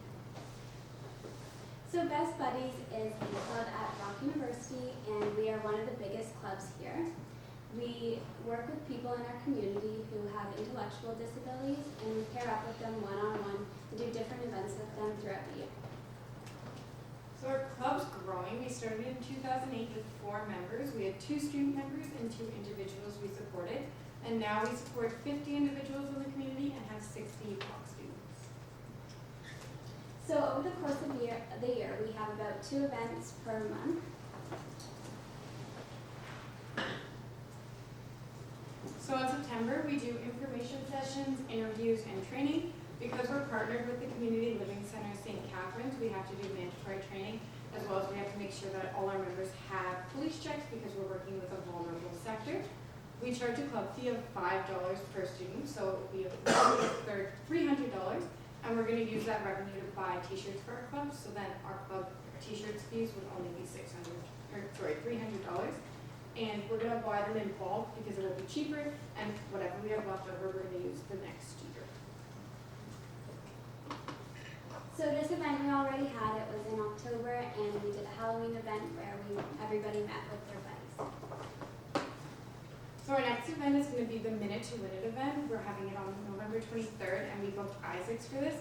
We're going to be playing Minute to Win It games, so we're estimating that the cost will be around $300 because we're going to have some pizza for our participants too. And then also next Saturday we'll be walking in the Santa Claus parade, so we're hoping to buy the participants Timbits and hot chocolate, which we're estimating will be a cost of $150. And in December, we usually go down to a play in Toronto, so we are asking for money for the 2 buses to take us down to Toronto and back up. And then the tickets are also donated to us, so there's no fee attached to that. So January is a big event. It's our bowling event, and all the buddies love this event because a lot of them are Special Olympic athletes, so they like to show their skills. So we're going with Parkway Social. It was recently renovated, and because of that, we were going to go with Cataract Bowling in Niagara Falls, but we were able to negotiate a deal of $18.50 per person for an hour and a half of bowling, rental shoes, and then we get 10 pictures of pop for our club with that.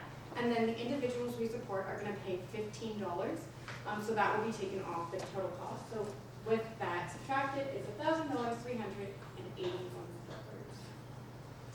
And in January, we have a fundraiser at the Ice Dogs game. So what we do here is we set up prizes for people to auction on, and then we create about $1,000 in revenue from this. Our February is going to be a de-stress Valentine's event. We're going to be doing bingo and having just puzzles and that sort of thing. So this event is estimated to cost around $300. And in February, we have a wheelchair basketball game that we are going to participate. So we just need money for the 1 bus that will take us there and back, and then also pizza for the participants, which comes to a total of $350. Then in March, we're going to try and go to the Greg Fruin Theater. We have something worked out with them too, that if our buddies pay for a ticket, we can get 50 tickets free. So our buddies will buy 50 tickets, and then the students would get them free. So all we would need would be the transportation there. So that would be $1,250. So March we call Best Buddies Month, and we raise the flag with the mayor of St. Catharines. And this is a no-cost event. It's just a really fun time for us. In March, we're also having a Boston Pizza fundraiser. So we'll sell tickets for $20, and our club will get back $10 from that. So we have an estimated revenue of $1,000. And in April, we have our semi-formal, and this is one of the buddies and the students' favorite event. We come together for our last event, and we get to dance and sing and do a lot of different things all together. So we're asking for money for the antipastas and food that's being served at the event, as well as some decorations, which comes to a total of about $500. So here's our budget breakdown right here.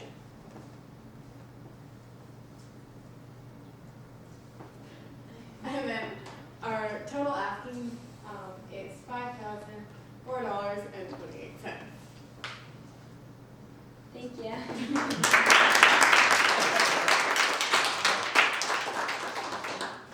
you so much. I will now open up the floor to any questions or comments from the council.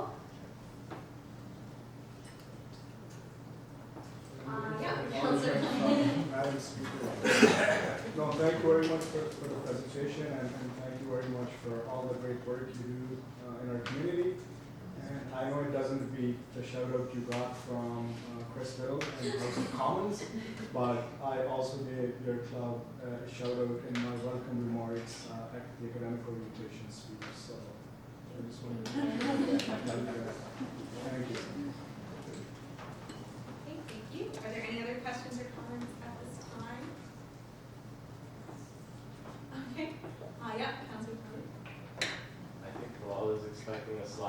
year. Oh. I'm making it. But incredible work. Thank you for coming in at the end. Okay, are there any other questions or comments at this time? Okay, thank you so much. Thank you.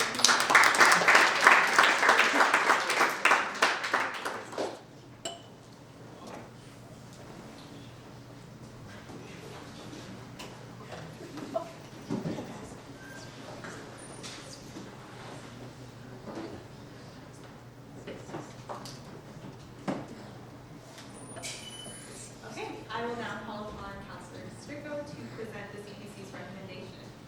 Awesome. I'll read right from the CPC report again.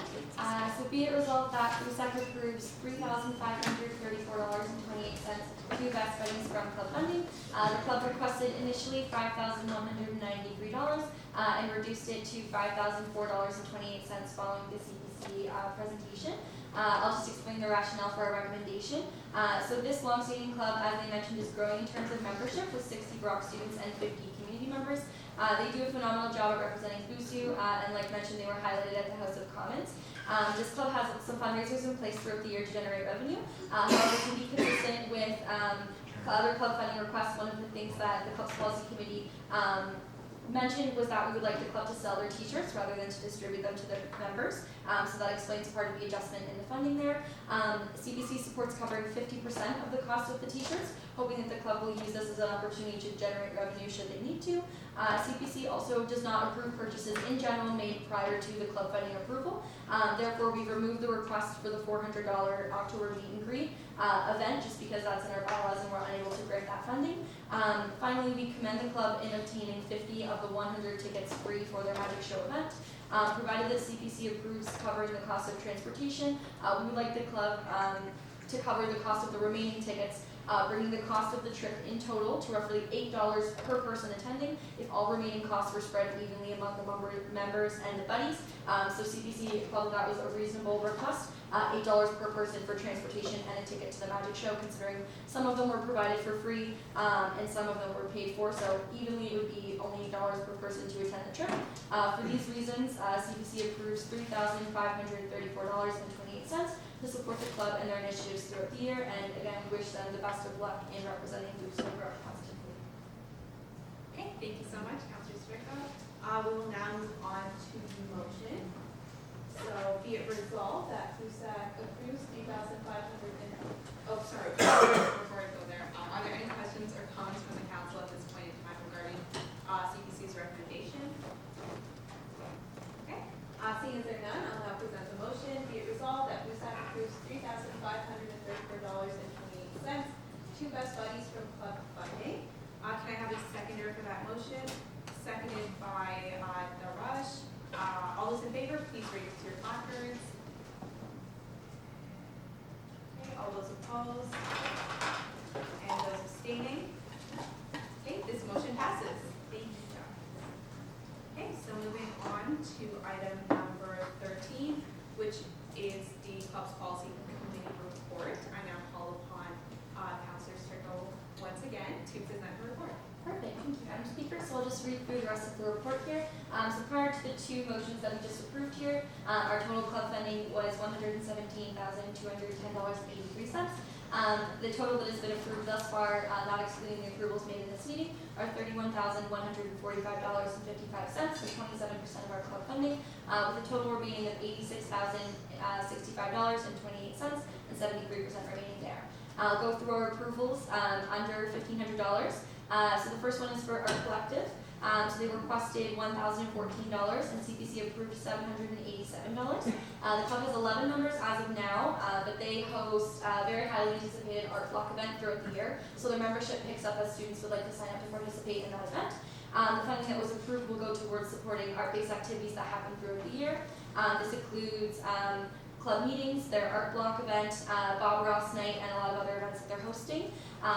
The change with their request versus our approval is that CPC did not approve the request for compensation for a Brock lecturer to come in for their presentation, and also did not approve reimbursements for purchases made before the request, which also includes the cost of a logo design, as clubs have access to a graphic designer, so if they choose to use one outside of BUSAC, then they have to cover that cost themselves. The next club that was approved was the Brock Biological Society. They came in with a request for $400, and they were approved for the full $400. The club has 126 members who participate in their events. The funding goes towards supporting their events, which happen the same event first semester and second semester. So the funding will go towards supporting their Are You Smarter Than a Prof event, which happens once in first semester, once in second, which will help support some of their prizes and food for this event, as well as their very highly successful biology exam review sessions that they host, again, one per semester. CPC recommended the club to change their event fee for the exam review from $3 to $5 as an opportunity for them to generate more revenue, as they do have a lot of members that come out solely for this event, and it's an opportunity for them to generate more revenue. And they also host a number of fundraisers throughout the year to make some money of their own, so considerate of all of that, we approved the full $400 that they requested. Okay, thank you so much, Councilor Strico. Are there any questions or comments at this time from the council? Okay, seeing as there are none, we will move on to item number 14, which is the amendment to council report requirements. I call upon Councilor Johnson to present. Thank you, Madam Speaker. This motion pertains to the requirement of BUSAC calendars to submit a 250-word report per semester. And just from my experience, it seems more feasible as well as more advantageous to have counselors fill in a survey instead, like a brief online survey that would be distributed and basically would rank just different things that would be normally expected and looked into for that 250-word report. So it just makes the process a bit easier to not only collect but also interpret the feedback from counselors. And I just wanted to make that motion so it could come into effect for both semesters this year. Okay, thank you. So are there any questions or comments at this time, from the council? Okay, so Sorry, Madam, just one other point to clarify was that the questions would be made by the speaker and the director of government of operations, Ravi and Ron, would basically make the survey. Okay. Yes, Councilor Johnson.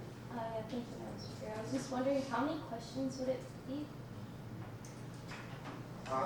So it would, again, so the decision would be made by Ravi and Ron, but it would maybe like 8 questions. But so, hold on, my laptop actually just died. But I sent Ron example questions. So yeah, I think it was like around 8. And it's just like, how do you feel about certain things that are the main parts of our responsibilities? Thank you. Yes, Councilor Johnson. Sorry. Is it gonna be like basically you choose out of like, is it kind of like multiple choice? You know what I mean? Or is it like you write an answer down? Yeah.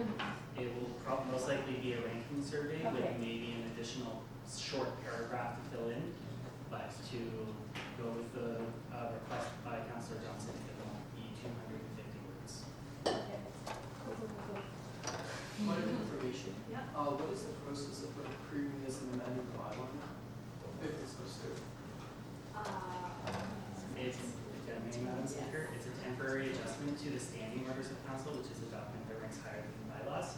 So we're just adjusting this right now for that, and it's only going to be temporary for this year, so we'll do it for this semester and the following semester. If we were to go through the bylaw process, it would just take a little bit. Are there any other questions or comments at this point in time? Okay, so I will now read the motion. Be it resolved that BUSAC approves the temporary amendment to the Point of information. Yes. So sorry. I know that that's a great point. I just had a question in terms of approving or creating that survey that we referred to the counselors, given that they will be filling out that document itself, given that their experiences will be unique and how we capture that is going to be the survey questions must be responsive to their experiences. So just wondering if, counselor feedback will be used in integration with Ron and yourself. If I can respond to that, so one of the parts of this is for if there's like something that in the survey wasn't addressed, that there's a at the end for it to be addressed, and as well for feedback for the survey itself going into the future, like if councilors have any like concerns about maybe future use of it, then that would be also an opportunity to write a report. For sure. Point of information, sorry. Will this be, this just might be speaking out of ignorance, but will this be only applicable to voting members, or will this be applicable to all BUSAC members, including non-voting members as well? So it would be all members. Even senators? Even senators, if they wish to. Yeah. Point of information, you said if they wish, can you just clarify that? Yeah, so, I guess for that, for the most part, senators don't come to the meetings, but yeah, and for them, the requirement of it would just take into consideration how they come to a meeting, I guess, because if they haven't come, then they wouldn't have anything to report on. Thank you so much. Thank you. Are there any other questions or comments at this time? Yes, Councilor. I'd like to table this motion to next meeting, just so that Ben has some time to go back with all of his questions and come up with some more answers. If I may, Madam Speaker, with the next meeting and the last meeting of the semester, reports are supposed to be submitted by the end of the next meeting. We are looking to get this approved for this meeting, and then myself and Madam Speaker, with the recommendations from Councilor Johnson, will have something to send out for council by next week, so you can get this completed with a week's time.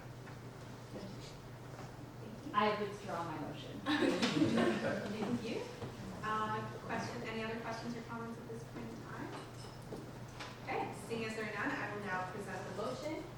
Be it resolved that BUSAC approves the temporary amendment to the standing order of council for the change from councilor report to a survey for the 2019-2020 year. Can I get is that okay? Okay, can I get a seconder for this motion? Seconded by McLaughlin. All those in favor, please raise your placards. Okay. All those opposed, please raise your placards. And those abstaining. Okay. This motion passes. Congratulations.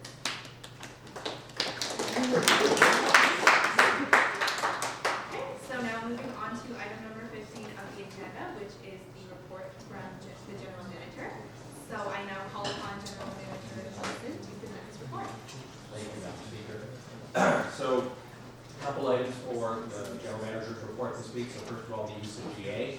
I just want to say thank you and congratulations to Nibby, Emma, and the Advocacy team for a really medal-winning performance with the use of GA this weekend. All the feedback I've received has been really outstanding, and for all the work that you put in there, thank you. With respect to the fall preview, this weekend was also the fall preview of the university. And again, BUSU stepped up once again. So Heidi, Jordan, the marketing team, your work to showcase Brock University, BUSU, and the Brock University experience continues to show through. And I want to say thank you to you as well.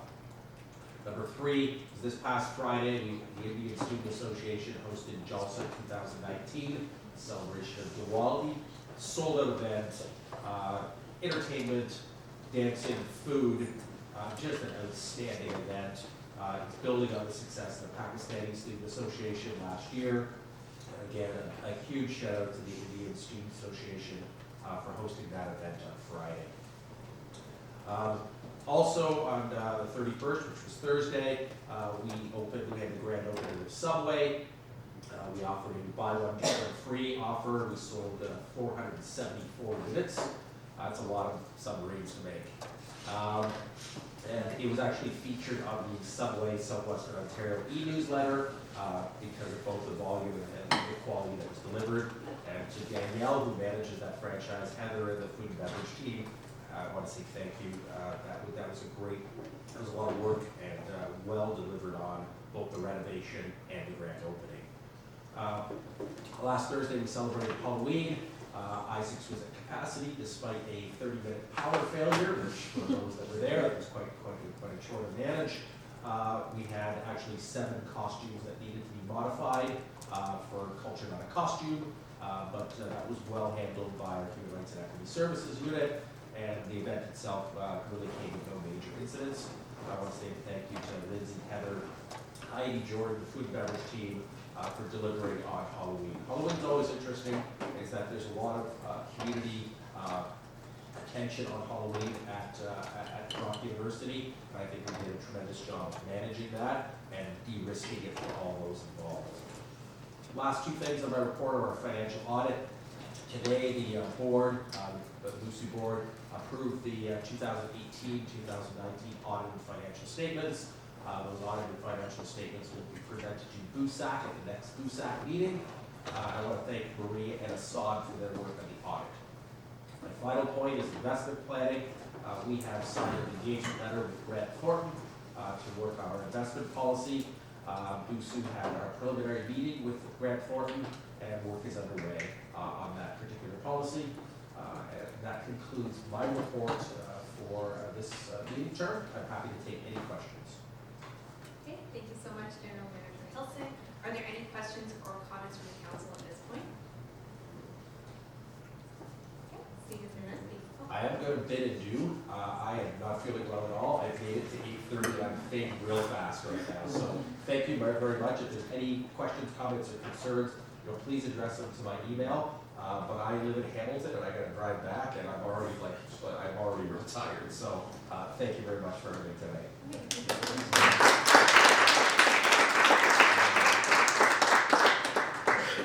Point of order.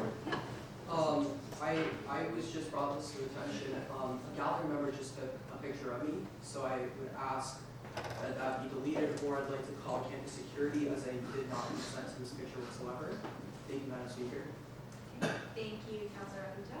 I would like to kindly request that whoever was responsible for this to go forth and delete that picture.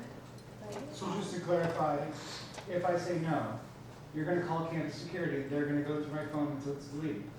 Even though you're here on live cameras already in a public council chamber, just to be clear. Madam Speaker, through you and respectfully, I've consented to Brock TV to record me, not anyone else, to take pictures of me. Thank you so much, Madam Speaker.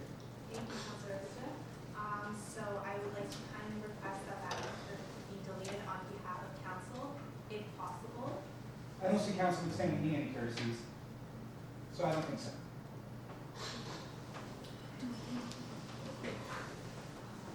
You're a public member, you're a board of directors. You represent the board of directors as chair. You're a public figure. This is a public forum. Now we can return to 2013 when you banned me from council. That looked really good for BUSAC. Go right ahead. Go right ahead. Super. We will just go forward with the meeting. Point of order, the president had. Yes, So if I can ask our guests to be respectful to the members present in this room today, and for the room, if that's something you would want myself or BUSAC to follow up on, we can look into that as well.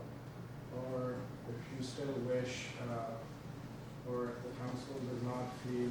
I'll delete the photo because the drawing's good enough. Point of order, please. I'd just like to request that guests and members of the gallery be respectful at all times. As council has extended this courtesy on multiple occasions to allow members of the gallery to speak, and therefore it would be greatly appreciated if we all behave with courtesy and decorum in this meeting. Yes, Councilor Ahuja? Madam Speaker, I do not request to touch trust the individual's ability to delete them themselves. I fully trust them. Trash though, can I have the treatment card? Is this- Yes, thank you so much. Thank you for deleting the 2 pictures that we took for Council and myself. Thank you so much, sir. Thank you, Madam Speaker. Okay, thank you.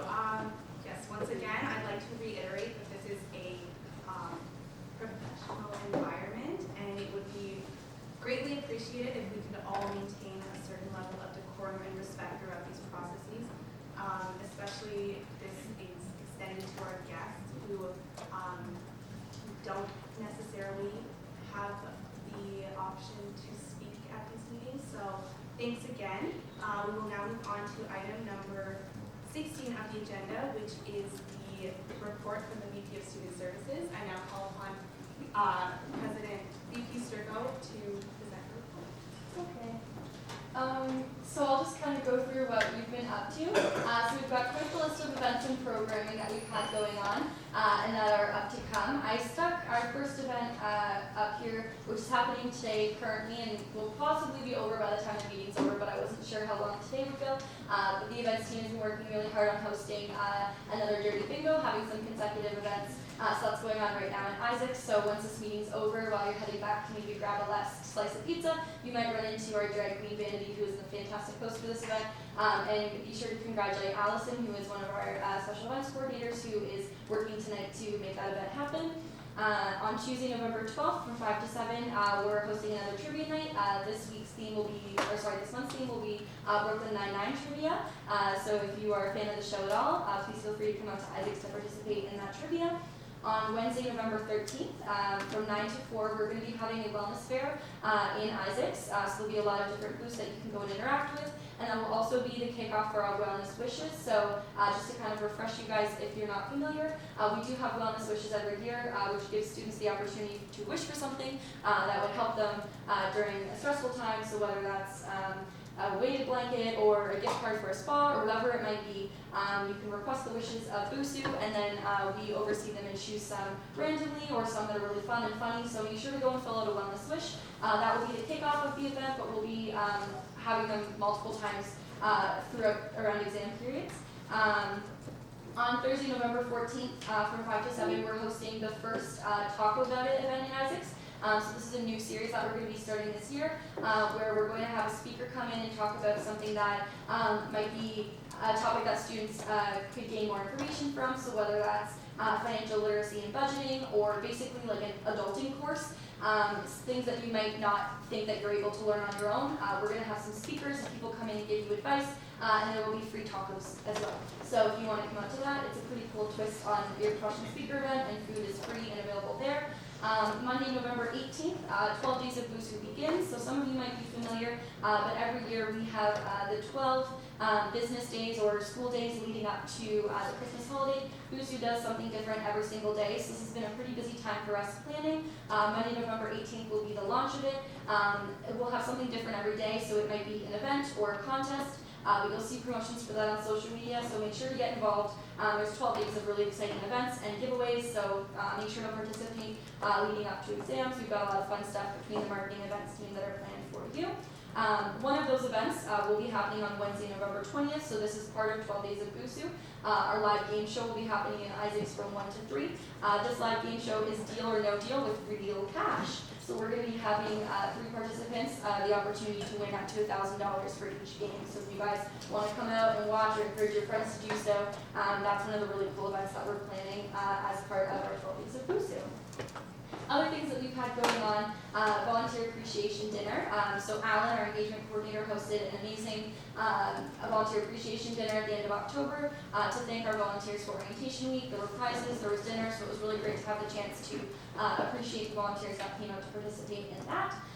We also hosted our first free breakfast of the year on Wednesday, October 30th. We planned for 500 students, and we had 624 come through. So the last couple of them just got like muffins and stuff, but for the most part, we had way more students than we anticipated, which was great. So due to the success of this event, we're going to be having plan for a larger turnout in the future.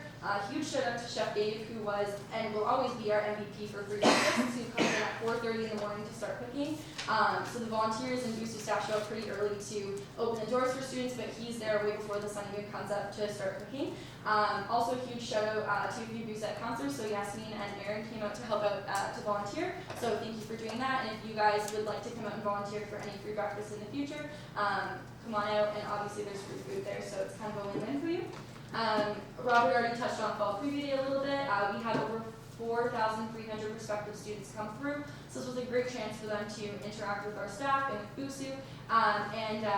Addie Sethamanovan, BUSAC counselor, also came to volunteer as well, so I just wanted to take the opportunity to recognize him. I know he's left for the evening, but take the opportunity to recognize him for coming out and volunteering as well, so that's super appreciated. Just a couple updates from the club's perspective. So I just got a text, pardon me, from the club's manager, Hiba. She said that we're currently at 95 clubs, so it seems like every time I present we're growing, so we're getting really close to that 100 mark, which is super exciting. Right now we're in the middle of Clubs Week, so hopefully you guys have seen some marketing and promotion for this. Our graphic designer, Carissa, has made an incredible graphic for this, so it's within the report if you'd like to take a look at it. We had Monday and today, we had a clubs fair in Isaac, so an opportunity for students to interact with some clubs, and they got a free table set up with a tablecloth, so great opportunity to interact with students. On Tuesday, we had our president meet and greet, so it gave club presidents the opportunity to network with each other, potentially plan some collaborations in the future, so just a great opportunity for student leaders to mix and mingle. Tomorrow, if you don't already follow Brock BUSU Clubs on Instagram, please do so. The clubs will be doing an Instagram takeover tomorrow, so you'll get to see all the clubs that have liked to showcase themselves and be a part of this event, take over the Instagram tomorrow. And then on Friday, we have our club executive photo day from 11 to 4. So clubs can show up to Isaac's Lounge, and they have the opportunity to get their headshots taken for their club or for whatever marketing purposes they'd like at no cost to them. So this is just an opportunity there.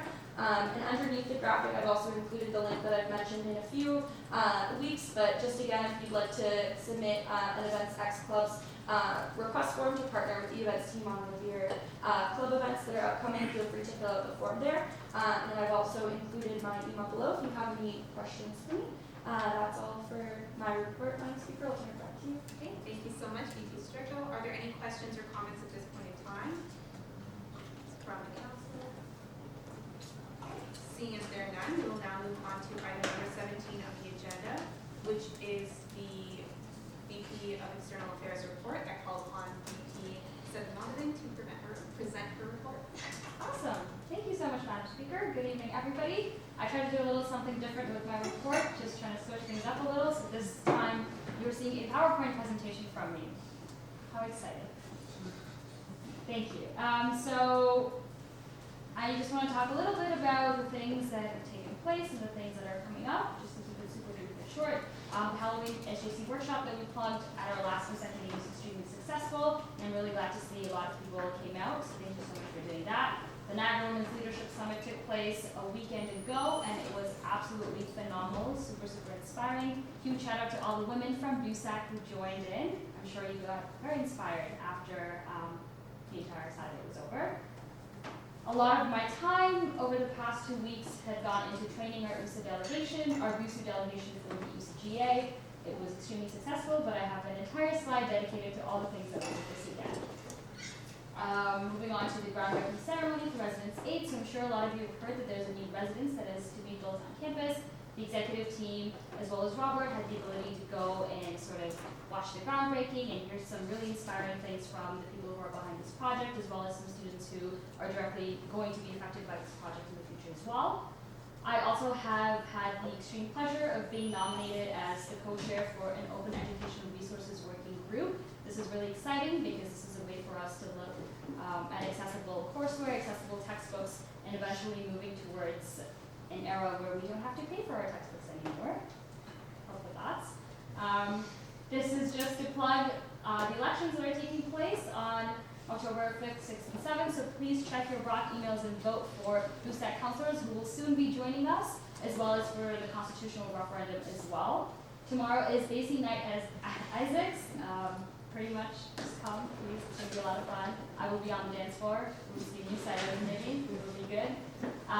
The team and I are also heading over to United Way Trivia on Friday. We're really, really excited. It's my first time doing trivia of this sort, so I'm going to see how much I actually know. And we'll bring that back to you when we do. Finally, Brock University is having a ceremony for Remembrance Day on November 11th. We will circulate the times with you as well, so please make sure that you come out to that. Okay, so November, as I mentioned a couple of BUSAC meetings ago, and probably last BUSAC meeting as well, is Advocacy Month. So there's a lot of exciting things that are going on. Kat, who presented earlier on behalf of BUSA, mentioned Lobby Conference that is going to be taking place in 2 weeks. So this is a week long of meetings with decision makers, politicians, MPs, MPPs, and political staffers that Bilal and myself will be attending on behalf of BUSU, and this is taking place at Queen's Park. Extremely, extremely exciting, a lot of pressure, but I'm really excited for all the amazing things that we bring forth to the provincial government and kind of have them listen to what it is that students truly want from them. The second exciting thing is the CASA, or Federal Advocacy Group, has its Policy and Strategy Conference, where I will also have the opportunity to present on the Student Choice Initiative and sort of the post-secondary landscape in Ontario. Ontario is BUSU is one of the 2 members that are part of Ontario and all of CASA, so kind of bringing in that Ontario perspective and reaffirming our presence within the organization is something that will be really crucial for us moving forward as well. Lastly, USA had selected me as one of the board of directors who will be representing students on behalf of the organization at a Student Success Pathways event. So this is actually an event that is put forth by HECO, which is the Higher Education Quality Council of Ontario. So these are the people who take care of everything in terms of education within the sector. I'm not sure if everybody in the room knows, but education is a provincial mandate. So everything with universities, colleges, post-secondary, anything within the post-secondary landscape, as well as K-12, is governed by the provincial government. And People for Education is another organization with whom HECO is putting on this event. So I get to go and talk to people about what it is that makes students successful and what it is that students need in order to be successful at post-secondary. I will be doing a little bit of a survey, so be sure to check your emails and answer that as well. All right, USA Fall General Assembly. First of all, I would like to thank a couple of people for helping me pull off probably the best weekend of my job so far. This includes Emma as well as Chris, who are 2 of the authors on behalf of BUSU who wrote. Emma helped write the tuition and ancillary fee policy paper, and Chris helped to write the sexual diversity LGBTQ+ policy paper. So once we're done, we'll do applauses at the end because there's a lot of people who deserve applauses after this weekend. We also successfully passed 3 policy papers, one of them being extremely contentious, the one around ancillary fees. We had an 8.5-hour plenary. So imagine BUSAC, but for an entire day with 65 people. It was really exciting. So yeah, that was fun as well. There was hours and hours of policy deliberation. I would also like to thank Brock TV, Conference Services, Sodexo, 4 Points, Stone Mill Inn, Cats Caboose, and Emma for helping me pull off this weekend. A huge thank you to Bilal, Ruth, Wendell, Emma, Chris, Cole, Io, and Ryan for being the best and the most prepared delegation at USAGA this fall. And I'm really excited for Winter GA, and I hope that more people will apply and more people want to get involved and interested in what is going on in our provincial engagement as well.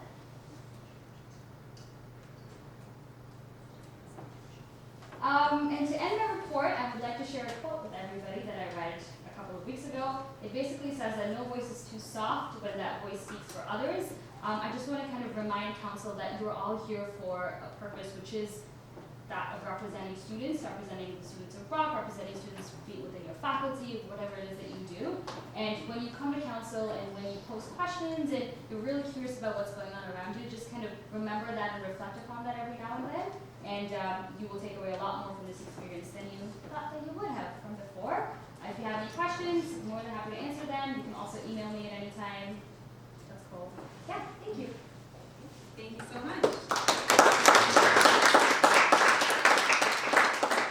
Okay, I will now open up the floor to any questions or comments from the council.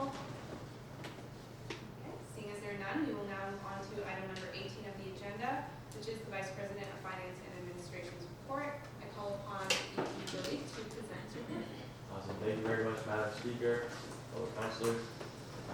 As you can see, we have a 2-week schedule for the zone expansion. The project is still on track for completion in September 2020. Next we've been working on an internal project to kind of maximize the efficiency of our space that we have. So we do have a new building coming up in the next couple of years. But for now, we have to work with the space we have. So we're looking at renovations for the TR room, potential opportunity to expand our Brock TV space, as they are quite cramped right now. So I want to thank Robert, Heather, and Kate on that. If you scroll down a bit on the screen, we have so as Robert mentioned, we'll be presenting the 2018-2019 audit. So FPSC and the board of directors have reviewed that. And next up is this body right over here. So we'll be presenting that to you at our next meeting. We're also working on an investment planning statement with Grant Thornton. So we officially engaged them.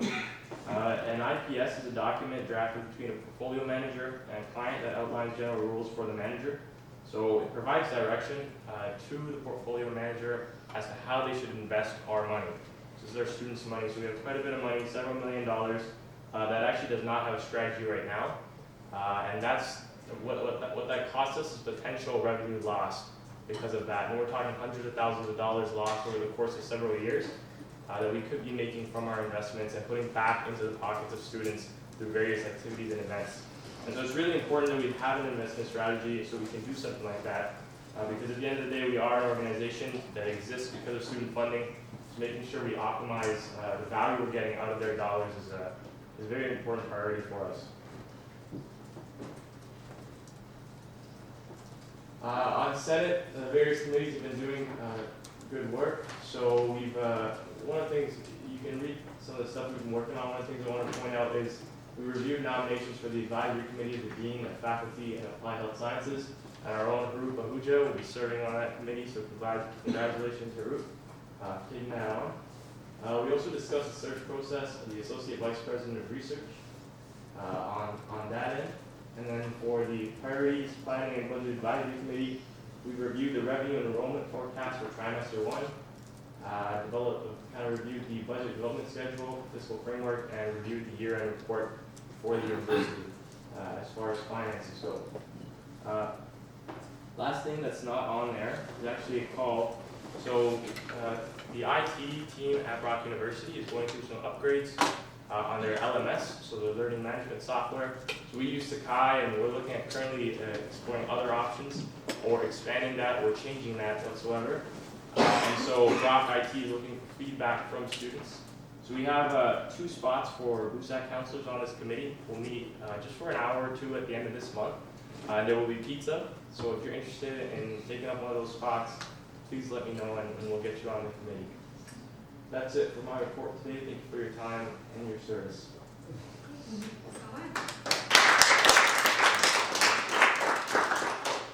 I will now open up the floor to any questions or comments from council.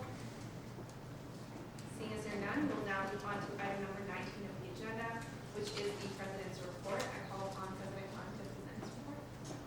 Thank you, Madam Speaker. My apologies again this week for not having a written report for the council well in advance. I've been very busy with BUSAC GA for this week, as well as the constitutional referendum that BUSU is running, so again, my apologies. I have a very few quick items to go through, so I'll be very brief. I participated, as Nivi mentioned, in Resident State groundbreaking last week. I had the opportunity to provide brief remarks on behalf of undergraduate students as well, so that was pretty special. Saad, Robert, and I, we presented to the Undergraduate Student Affairs Committee of Senate as well in terms of the work BUSU does and the services we provide and how our work on this campus is important to the experience that our students have. I also did an interview with University Affairs magazine. I spoke to a journalist from Calgary last week about the Student Choice Initiative, because there is a risk of such initiatives being implemented by other provincial governments across the country as well. So it's great to see that BUSU or Brock are seen as leaders in terms of providing any sort of advice or guidance to schools outside of the province when it comes to student choice. The day before Halloween, I was in Thorold, particularly in the Winterbury neighborhood, knocking doors alongside a staff member from Student Life, as well as an officer from Niagara Regional Police, just sort of wishing our students happy Halloween and telling them to be safe and responsible in any Halloween festivities they chose to partake in. Enough has been mentioned about BUSAC General Assembly. It was a great weekend, and a shout out to Nivi, Emma, and everybody else, BUSAC Home Office, and everybody else who was responsible for organizing that event. I've also received a lot of great feedback from other delegations as well. So we made Lusu and Brock proud this weekend. So we deserve a lot of credit for that. So thank you. An update on a constitutional referendum. Today was the day 2 of voting. Tomorrow is the last day. So I highly encourage every single one of you to vote in BUSU elections. And if you haven't already done so, and tell your roommates, your friends, your colleagues to also vote in the constitutional referendum, as well as other councillor elections as well. That's it from the Office of the President at Toronto University Students' Union. Happy to take any questions. Thank you so much, President Khan. Are there any questions or comments from the council at this point in time? Okay, thank you very much. Okay, I will now move on to item number 20 of the agenda, which is the closed question period. I will now open the floor to any questions or comments from the councilors. Time. Okay, seeing as there are none, we will move on to item number 21 of the agenda, which is information and reminders. So as we usually do, we'll go around the room. We'll start. Thank you so much for everyone for attending. Please don't forget to vote, as Bilal mentioned, or President Khan has mentioned. Voting closes tomorrow at midnight, so make sure you vote yes. Oh, at 9 p.m. Oh, okay. So don't forget to vote yes to the constitutional referendum. Also, oh yes, so you should have received an invitation to the BUSU holiday party in your email. So make sure you RSVP to that. It's November 30th, I believe, and you have to RSVP, I think, before the next meeting. So I might as well just let you guys know now. Please show up. There's free food and it's a fun time. So, yeah, and also just please remember to take care of yourselves and your mental health because midterms are really hitting. So don't forget to focus on, your mental health. Message me if you guys need anything. Again, I know we're all colleagues, but we can be friends too. So echoing everything that speaker has just said, please check out your mental health and others as well, check up on them, vote, please encourage your friends to vote, government please, but voting is a very important civic commitment. Also, as someone who was part of the USA delegation, if you are thinking that you are interested in policy and that's something you'll enjoy, definitely apply for it next semester. I know that all of us had an amazing time and I'm sure that you would as well, so be sure to keep an eye out for that. I want to thank all the volunteers who helped out today. The Advocacy Meeting, a huge shout out to Libby and Emma for doing a spectacular job at USA this weekend. And finally, keep posting that you guys have voted as well. Telling all of your friends if you haven't voted already, please do so. It'll be less than a minute. And voting ends at 9 tomorrow. So please tell your friends in the hallways, even in your seminar, have a little plug. A little bit goes a long way. I I just want to remind everybody about your involvement requirements. You're going to complete 5 involvement requirements for bylaw. Reference bylaw 102. I'm sorry, I'm like Robert, I'm getting sick.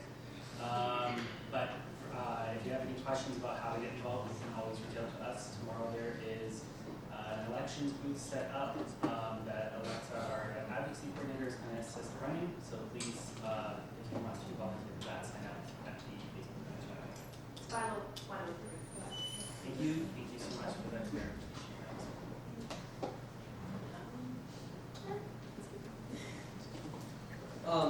Just to echo everyone else, make sure you vote, tell your friends to vote. It is very crucial that we all vote.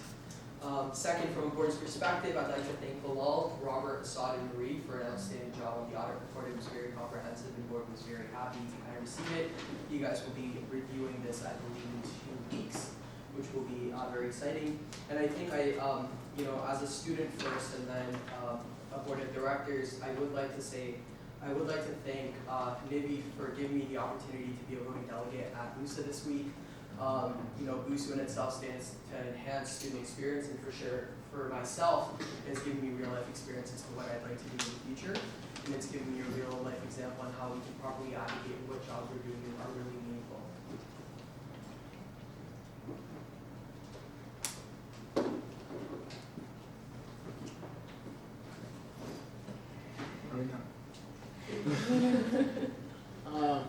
I've been saying anything today, so. Alright guys, I just want to say, again, you should vote, don't forget to do that, and yeah, that's it. Have a good night.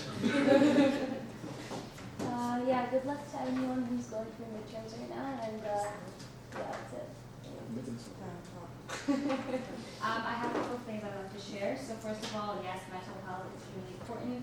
If you want to know a little bit more about the supports that Brock has to offer, please get in touch with me for now. I'm not going to throw everyone else under the bus, but there are a lot of resources that the university provides for students, so please do leverage that.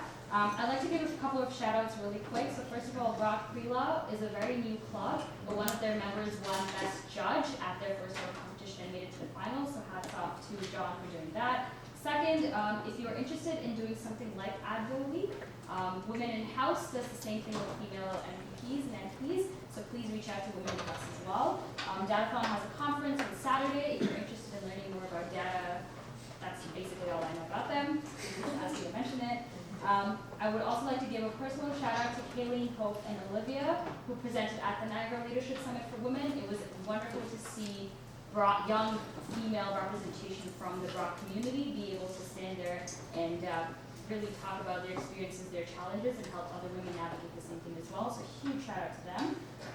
Finally, please do check the Facebook poll that Alexa has posted with help at the advocacy table tomorrow, and have a wonderful November. All good. Have a great day. Good night. Thank you. Good night.